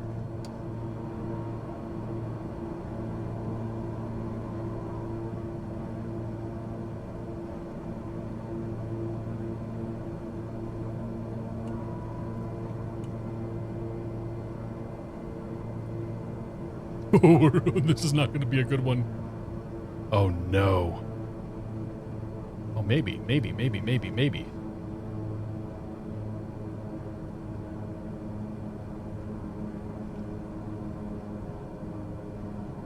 Ty 4x4, thanks for the host, man. Traffic. Hello, everybody from Ty's channel. Josh, thanks for 44 months. How you doing, Josh? What's going on, Josh, man? Dude, I love your pictures on Facebook. The new place.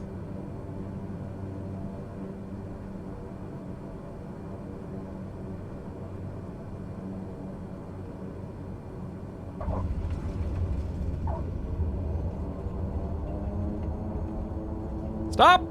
Stop! Stop!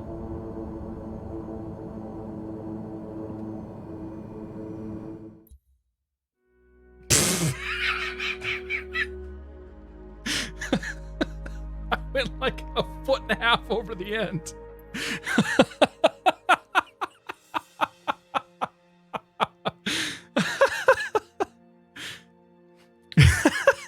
That was pretty good, too.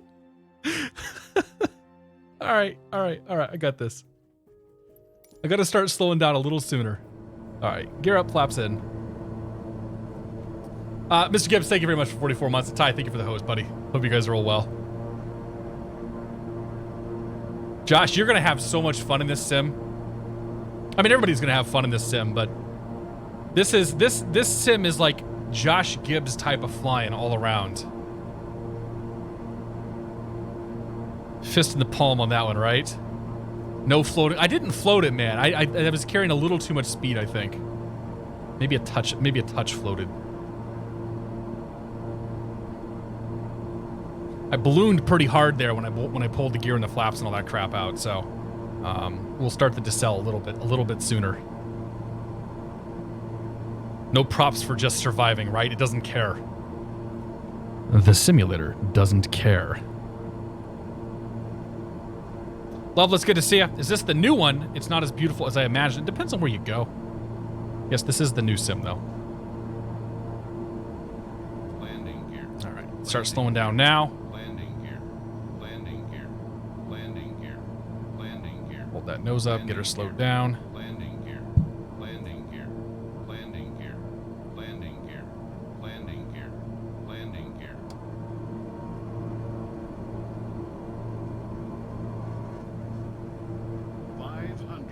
500's checked.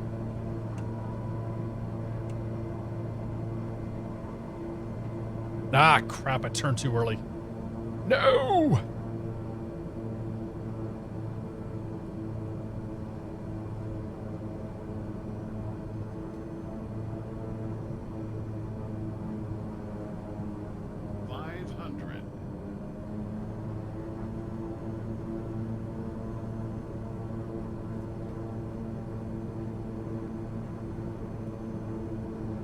How slow can I bring this thing in?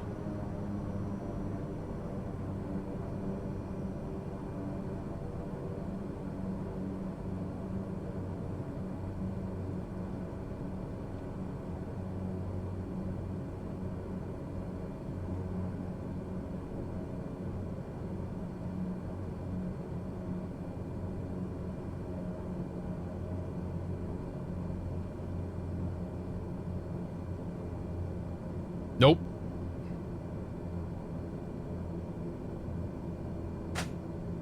The plane never touched down. What's going on? The flaps and the gear were down, right?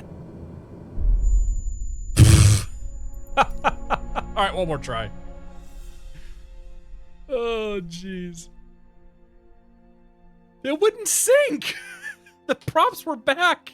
Like, the throttle was completely back. Everything was out. It was dirty as all hell.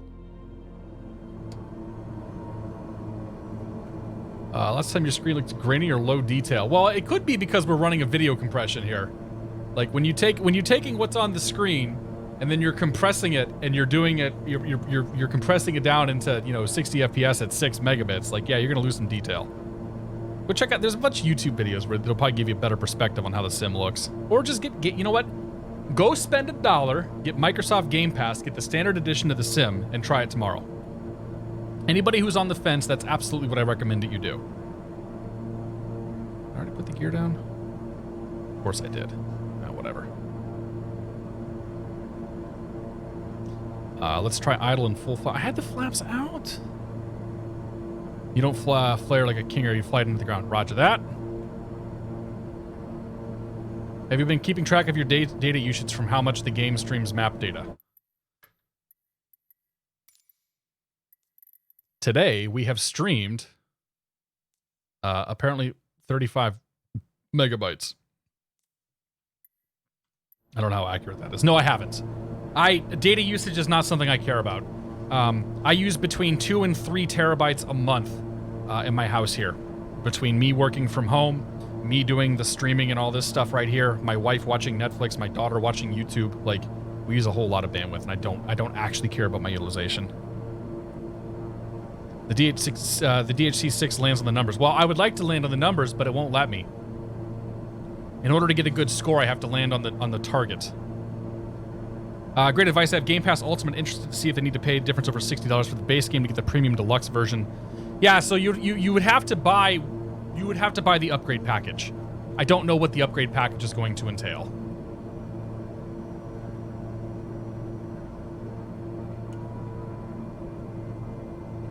Hendrix Guar, good to see you. How does multiplayer work? It's a shared world for multiplayer. You basically set your multiplayer settings. This is who I want to see. This is how I want to see them. And then it just sort of works.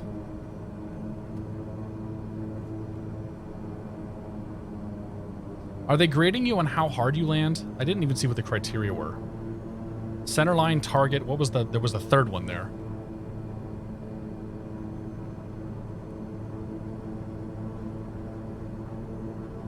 FPM is included, okay. Of course it is.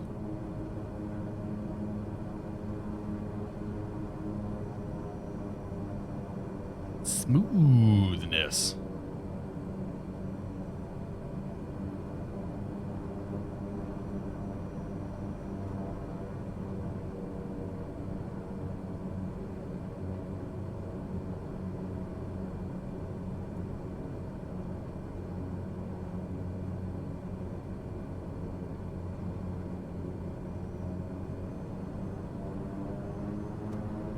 Oh, I screwed up. I screwed up. I flared it. Stall.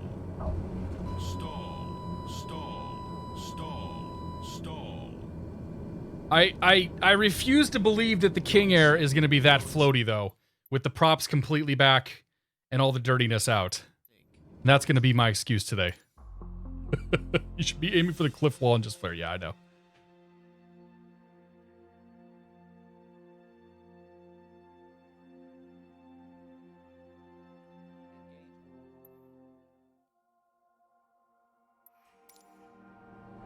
Right. All right, this last attempt, we're going to call it a night. Surely this is an accurate flight model.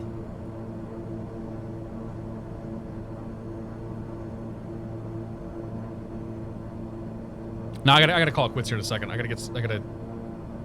jump off in a bit. Where am I flying into? We're flying the Saba landing challenge. Consider ground effects coming in harder as you descend elevator. Well, I know that. Yes, thank you. But what I'm saying is this is a heavy airplane with turboprop engines. Typically, when you pull turboprop engines back, they just sort of fall out of the sky. Because the big spinny bits turn into big slowy down bits. Did you download new graphics card update? I did not download the new graphics card update, no. I wasn't going to try that before a stream tonight. I'll probably do that tomorrow. How accurate is the stall flight dynamics? It doesn't look that accurate, but I have no experience in the sim. In the other plane, in the 172, it's okay. The 182 we flew today, not very good. Landing gear. Can you actually fly from any city in Arkansas to any city in the world? You can fly anywhere you like. Landing gear. JP greased it. He's a newbie. Show him how to sim, please. Josh, you should have been tuned in on Wednesday and seen some of the crap JP was pulling off in the sim, so... Newbie in the sim or not. Control setup, HOTAS. Thrustmaster Warthog. Thrustmaster Pendular Rudder Pedals. We're not going to Fresno. Nobody goes to Fresno.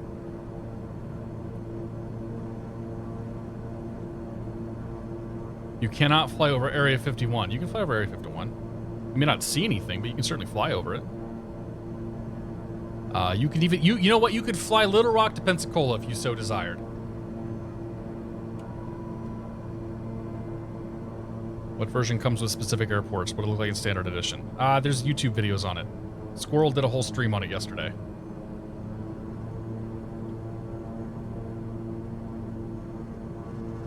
Go see Santa. Nah. It's cold up there. Well, it's just pretty hot right now. What kind of FPS are you getting right now? I don't know. Probably 40s.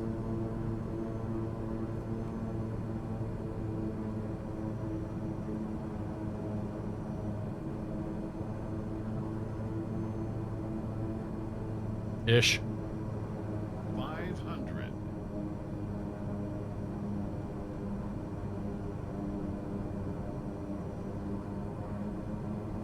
Is this the one? I'm off the center line.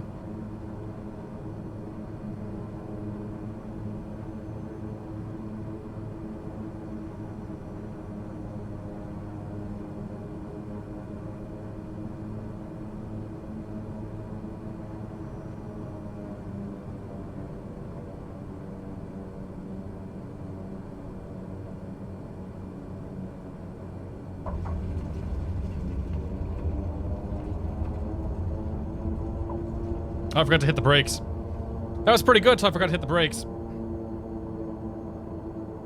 Beep. Did it count it? Nope.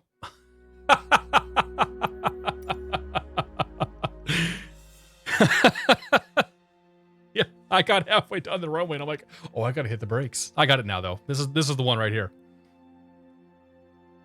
On the line is out.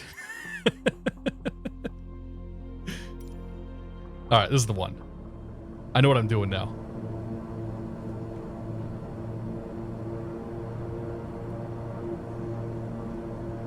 Who needs brakes, right? Exactly. I got reversers, man. I got thrust reversers. We don't need brakes when we got thrust reversers. Come on. Will this game run on a 1080 Ti? Yeah, it'll run on a 1080 Ti. The scoreboard doesn't lie. There you go.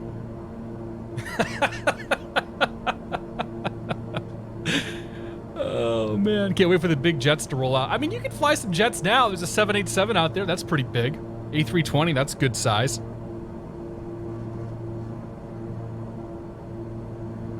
Are there sandstorms in Africa? Only when Darude is around.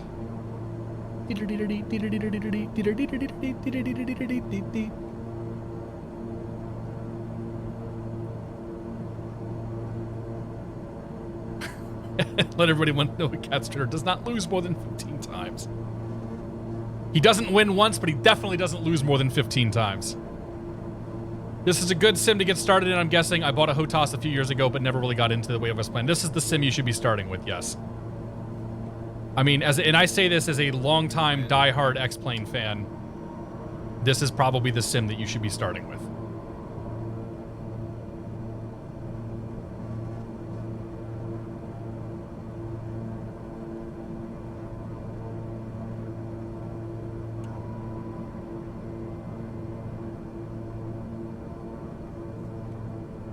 Oh, Toto. Sorry. Yes, of course. Bless the rains in Africa. JP took us flying in Namibia on Saturday, and it was awesome. I highly recommend flying in Namibia.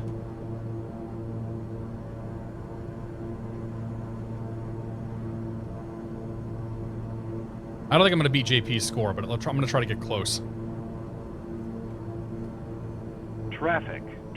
Jill Osiris, welcome aboard. Thank you very much for the host. Hello, everybody from Jaluzarus' channel. Somebody tell me how to say that name.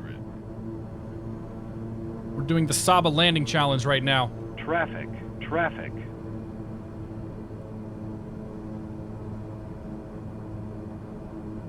Jillo Osiris. There we go. That's what it is. I see it capitalized there. All right, here we go. We got this. Somewhere's a center line. I'm gonna find it.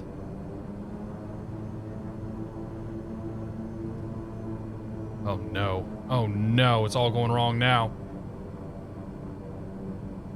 Okay, don't forget to brake. Don't forget to brake. Don't forget to brake.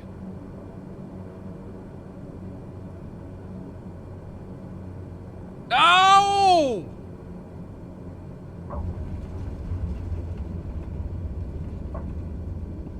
Don't sink. Don't sink. Don't sink. Don't sink.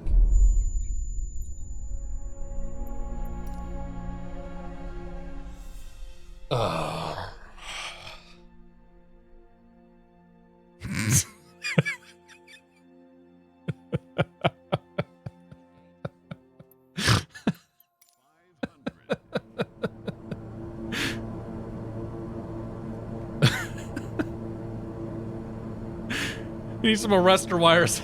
I need something, dude. I need to stop flaring so aggressively. How slow? Okay. Landing gear. How slow can I get this thing before it actually stalls?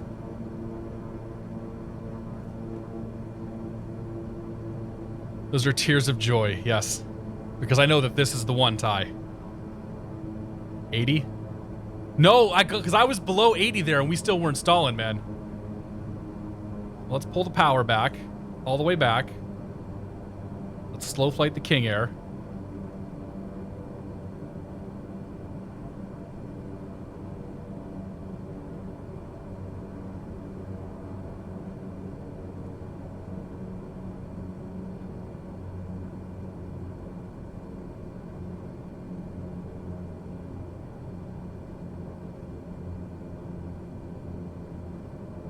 Okay, there's 80. Stall. Okay, so that's about what we want right there. So 78 to 80.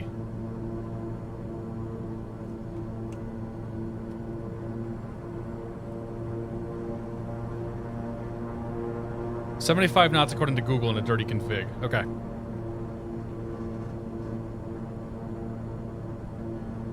That makes sense, because the stall horn would blare a little bit above the actual stall speed. I wish crash planes were more persistent in multiplayer. There'd just be a pile of corpses at the end of this runway here.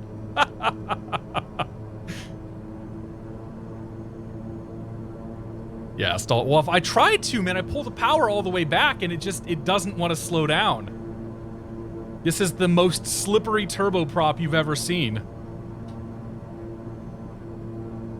The trolling would be a nightmare. Yeah, can you imagine how many planes would be sitting in the side of buildings?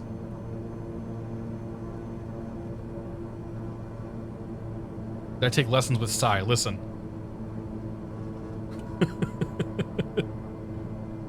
Landing gear. Landing gear. It's like, Landing oh, I put the gear. I just put the gear up. Put the gear back down.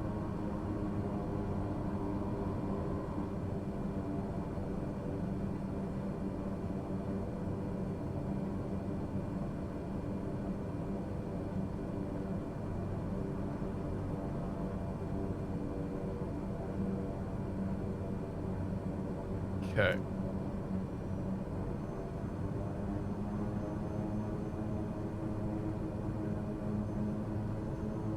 Get myself lined up here, get just above stall.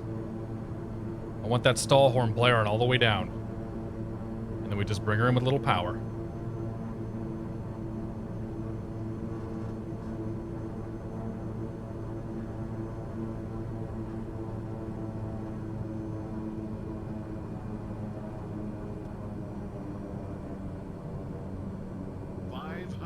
$500's checked. Very well lined up on this thing.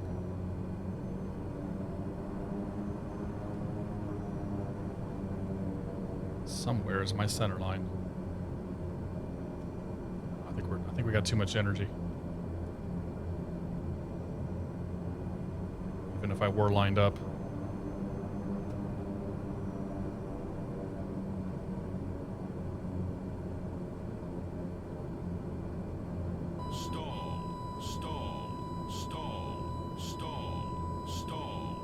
Come on, you.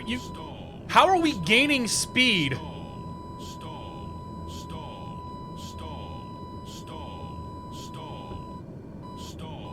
There's no way the ground effect is that intense. There's no way. No way. Yeah, the flight model in that plane seems a little, There's an 8-knot headwind. The 8-knot headwind's coming over and down, which means that it's going to pretty much be pushing you down a little bit.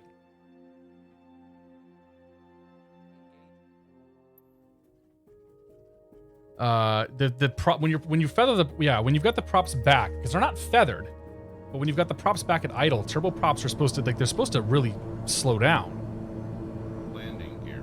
Landing gear. This is an interesting challenge. You're carrying too much. Oh, I know I'm carrying too much energy, but the plane's also, I don't think the plane's flying the way that it should. That's my excuse. Mashed potatoes! One more time, half an hour later. Listen, you. Are my condition levers low idle? I mean, it doesn't matter, because we're on, like, until we're on the ground, it's not gonna, the condition lever's not gonna do anything. In fact, you want the props actually spinning faster. Because the faster the props are spinning, the more they act like a brake, holding that air in place and keeping that plane slowing down. At least they're supposed to. Blame the plane. You always blame the plane. Gust of wind, that's what it was. Landing gear. Landing gear. Landing gear. Yeah, but a steeper approach, man, we're gonna get higher feet per minute. The props are full.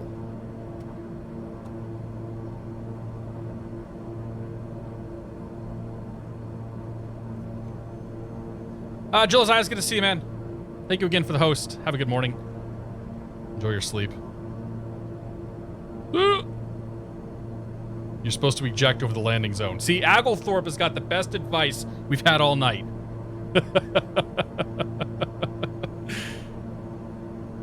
Who in their right mind brings a King Air in here anyway, right?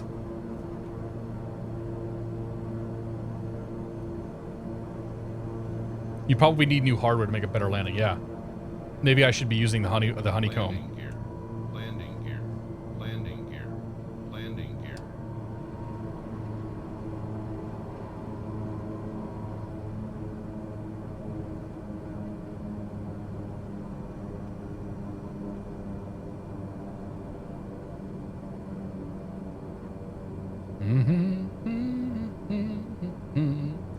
If I could actually set myself up for a decent approach, that'd be nice too.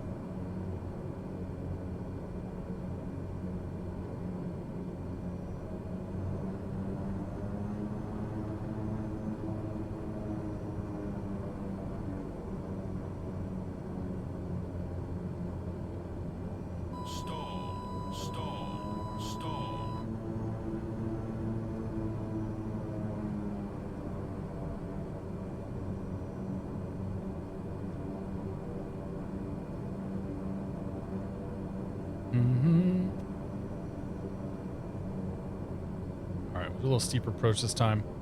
Eventually we'll find that center line. Stall, stall, stall, stall, stall.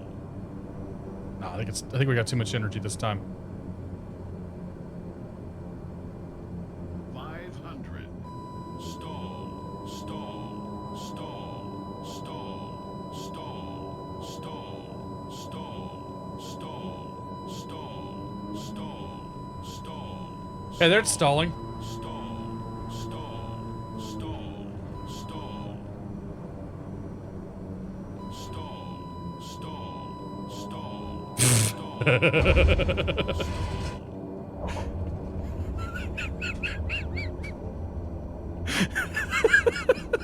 That time it fell out of the sky.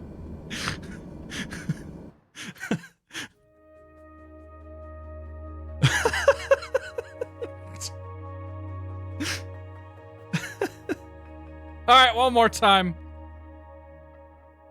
Didn't get a lot of points for smoothness.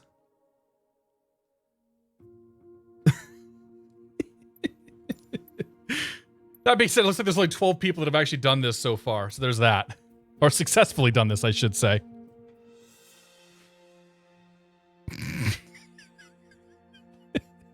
I hit the reversers coming down. Perfect. There's no way that could have been improved. No way at all. Oh my gosh.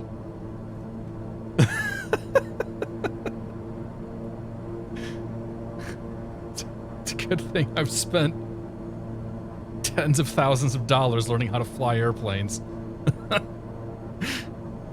Ah, man, it's too bad I'm out of alcohol. JP, don't worry, man. If you're still here, your record is just fine.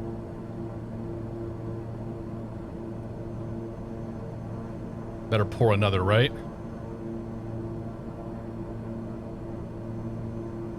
Flight metal seems a little sensitive. Well, yeah, so I'd probably need to adjust my sensitivity curves a little bit. I'm definitely over controlling a bit. It's that the ground effect and the way the winds are like something about when this plane gets down close to the ground is just really exaggerated.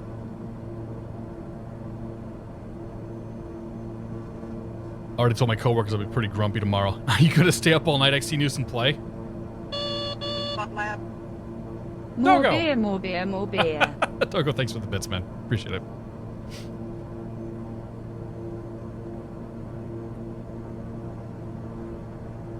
That's why I say clean over the threshold. Why would you want to be clean, though?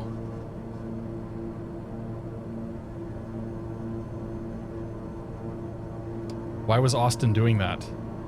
I forget what video that's from.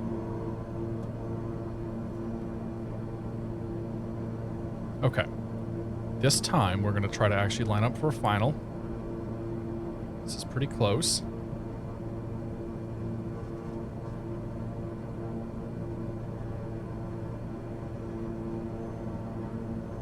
Go clean, lose, let's plan down to the pavement. All right, try to land it clean this time.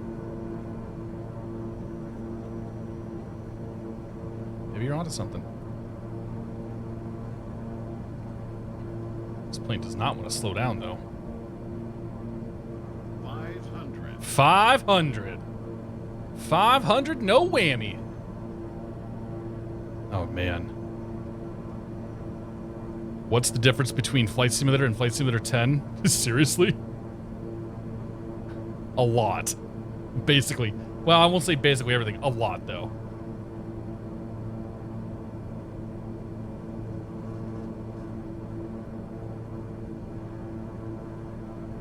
Oh, I think we're too fast.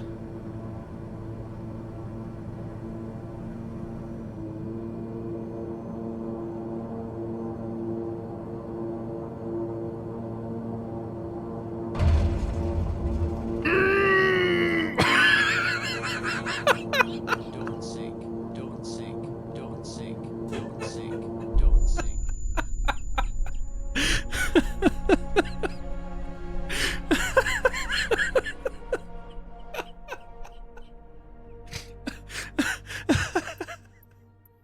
It's not I hit the full reversers at like 300 feet.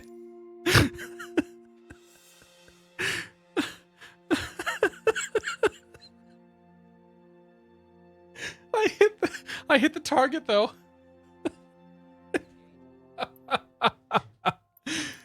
Oh jeez. All right, so let's try one notch of flaps.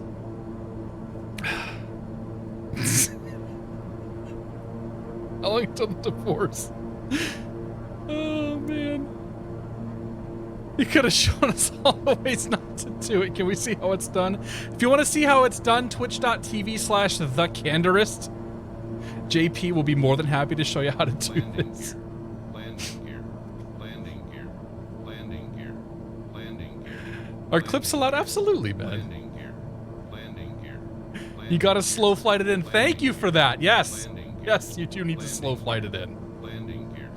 Landing gear. Oh, man. Landing gear. Landing gear. Landing gear. Going too fast. Shut off one of the engines. Landing gear. Landing gear. Landing gear. Landing gear. Landing gear. Landing gear. Landing gear. Landing gear. Landing gear.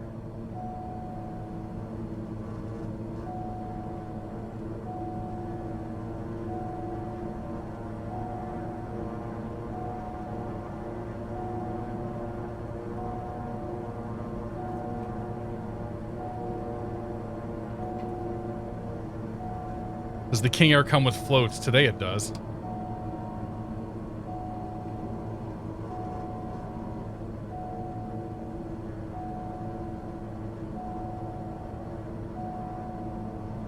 Yeah, I know. We lost an engine. It's fine.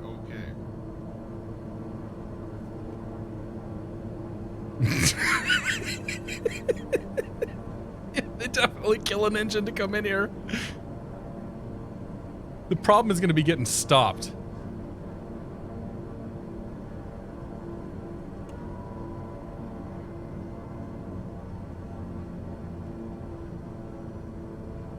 Nah, man. Alcohol's pretty much worn off at this point. Oh, dude. Holy cow. All right, split that throttle there. Hey, now it's real draggy. What do you know? I swear, if this is the solution...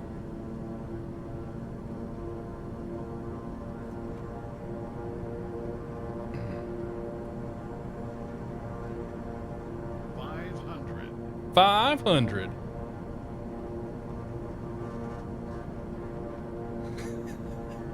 It's so much right rudder right now. Oh my god. Stall. Yeah, I know. Stall.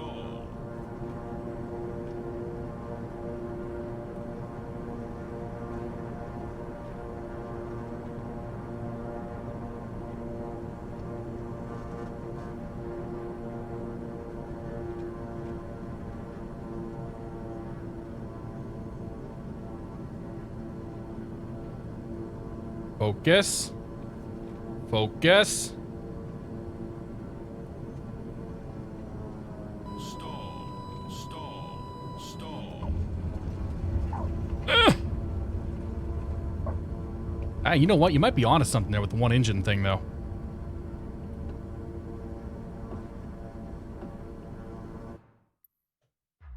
Okay.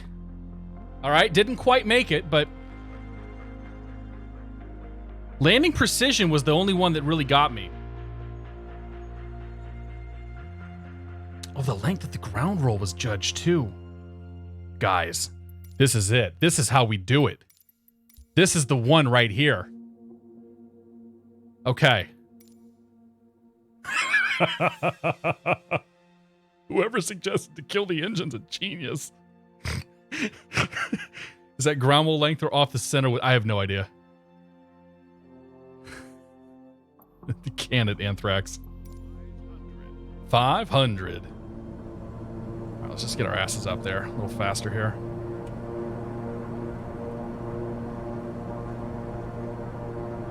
It's a funny looking 182. Yeah, we're done with the 182. Finished up the 182 about an hour ago. I'm trying to do the Saba landing challenge now.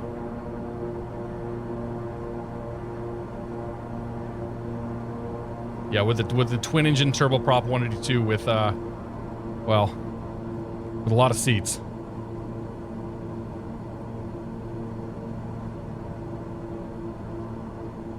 Was the 182 good? Yeah, I liked it. I enjoyed it. I'll fly it again. Yeah, it wasn't, you know, it wasn't anything to blow your socks off, but it was certainly fine. Half Shell Hero, thanks for 23 months, man. Appreciate that. Cheers. Good suck, good name. Thanks for 2 months. Cheers to you as well. This one is not payware, no. We finished the payware about an hour ago. I just didn't change stream title. Landing gear. Landing gear. Okay. Landing gear. Landing gear. Landing gear. Landing gear. Landing gear. Landing gear. Landing Listen, gear. landing gear is the least of my concerns right now. Landing gear. Oral warning, okay. The oral warning is fine. In case you guys were concerned.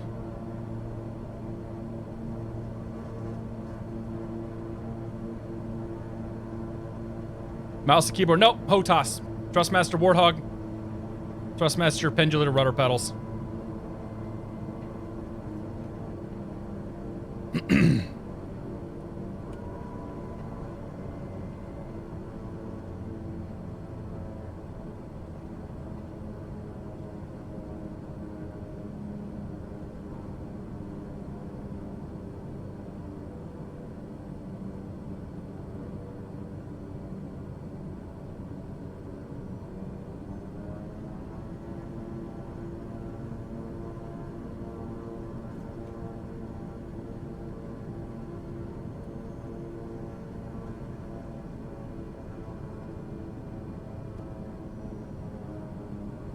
Little tough to control with only one engine. 500. 500.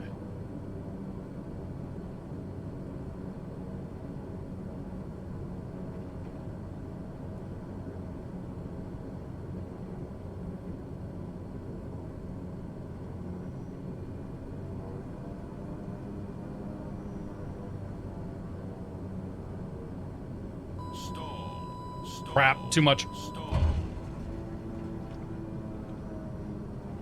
I was afraid to flare at that time.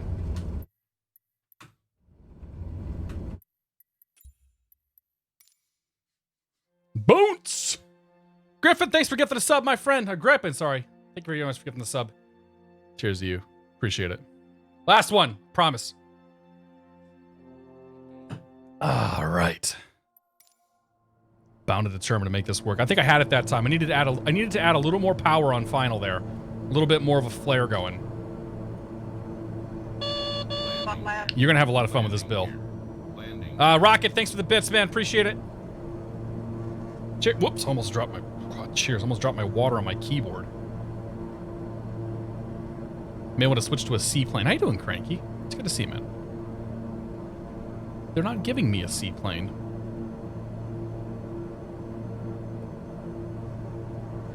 How does the river visual look? Haven't done it. Probably looks pretty good. Water is what it's called. Well, the booze was in this one. This one emptied out about an hour ago. Anybody know if 2020 will work with air hauler? I actually don't know. That's a good question. My guess is initially probably not. I don't know like how air hauler identifies aircraft and things of that nature. But I have to guess, I have to imagine it's not going to be that difficult to adapt it. Mortified! Thank you for 6 months, my friend. Appreciate that. Ernie, how you doing, man? Hope you guys are all well tonight. This has been fun tonight. If I sound like I'm getting frustrated, I'm really not. I'm actually having a lot of fun being dumb and trying to land this airplane.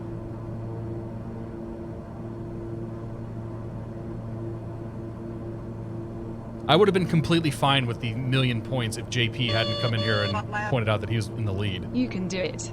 Thanks, buddy. Thanks, Nightbird. You can do it all night long. Landing gear.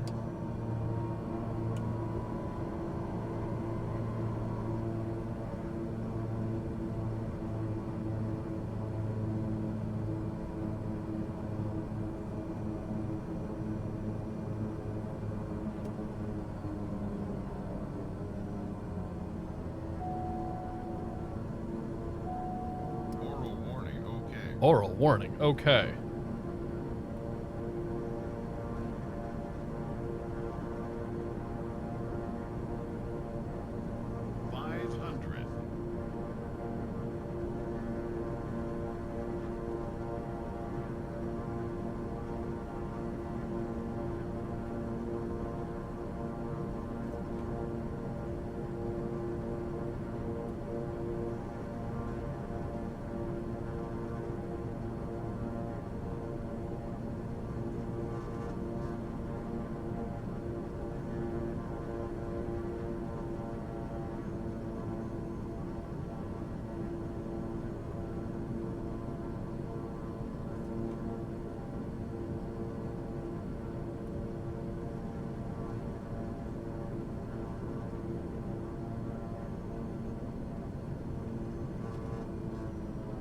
I don't understand why it doesn't land right there.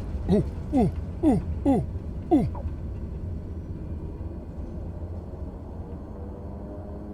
That's not going to be a good score, but... Yes! I'll take number 2. It's so close.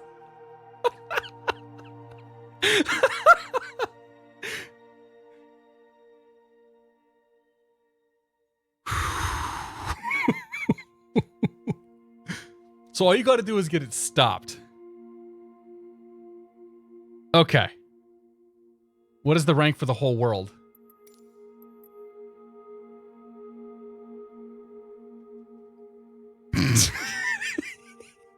Look at number 15. You have me. I can't see 15.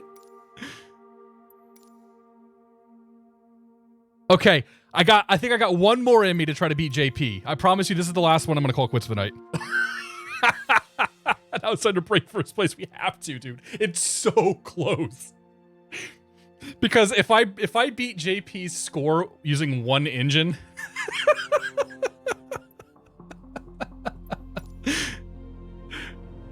oh, you know what's gonna happen? What's gonna happen is we're gonna fire this thing up on like Friday night, and it's gonna be 5 hours of nothing but landing competitions here.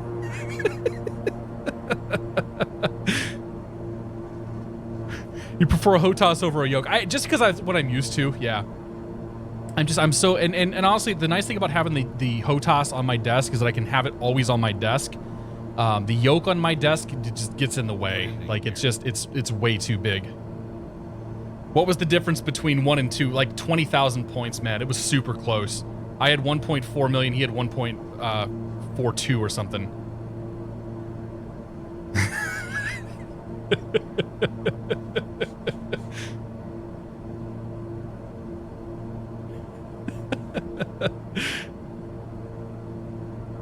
Hope there's not a lot of hacking this. Oh, people are going to hack the crap out of this. Like, you're going to end up just having competitions with your buddies.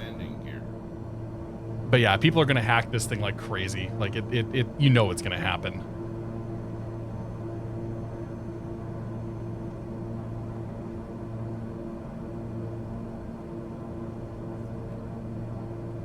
I thought I was carrying too much energy that time, just a little bit.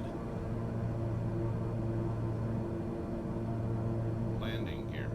Landing gear.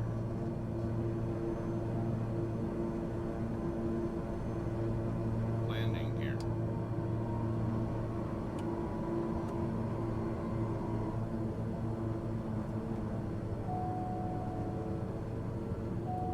Oral warning, okay. Oral warning, okay. Oh, this isn't going to be a good one, I don't think.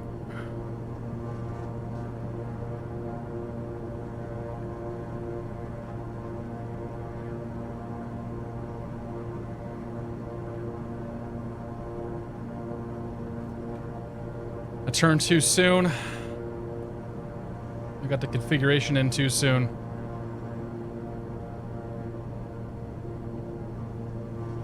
Whoever suggested one engine, by the way, you are the MVP tonight. 500. 500.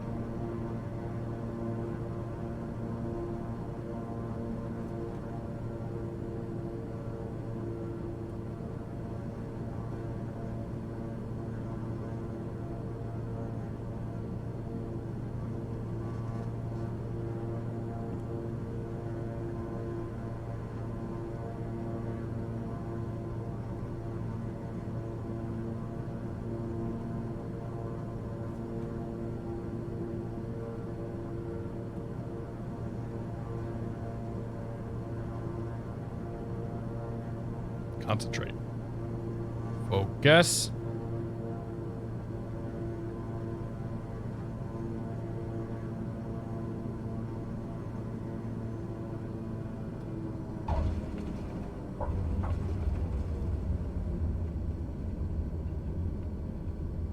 I think I landed way too soon. Yeah, I wasn't very good. All right, that's good for tonight.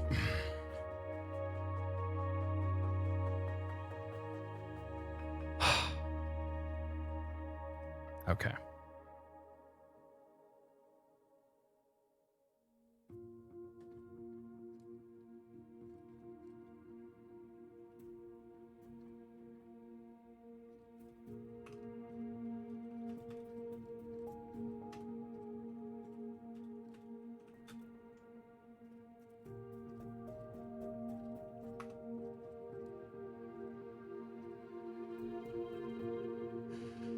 My friends, it's been fun. I was, JP's landed in Sabbath now. He's looking to pad his lead. Is he streaming right now?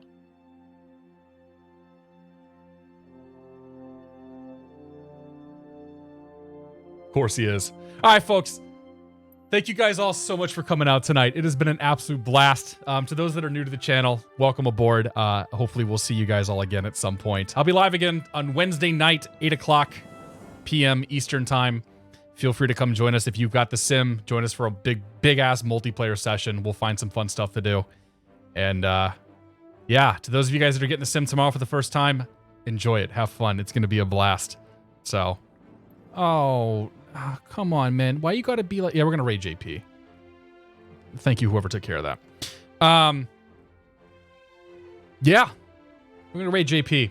We're gonna watch him try to beat his own record, I should say. So, folks, have a good night. We'll see you soon. Toodles. All that good stuff. Good night.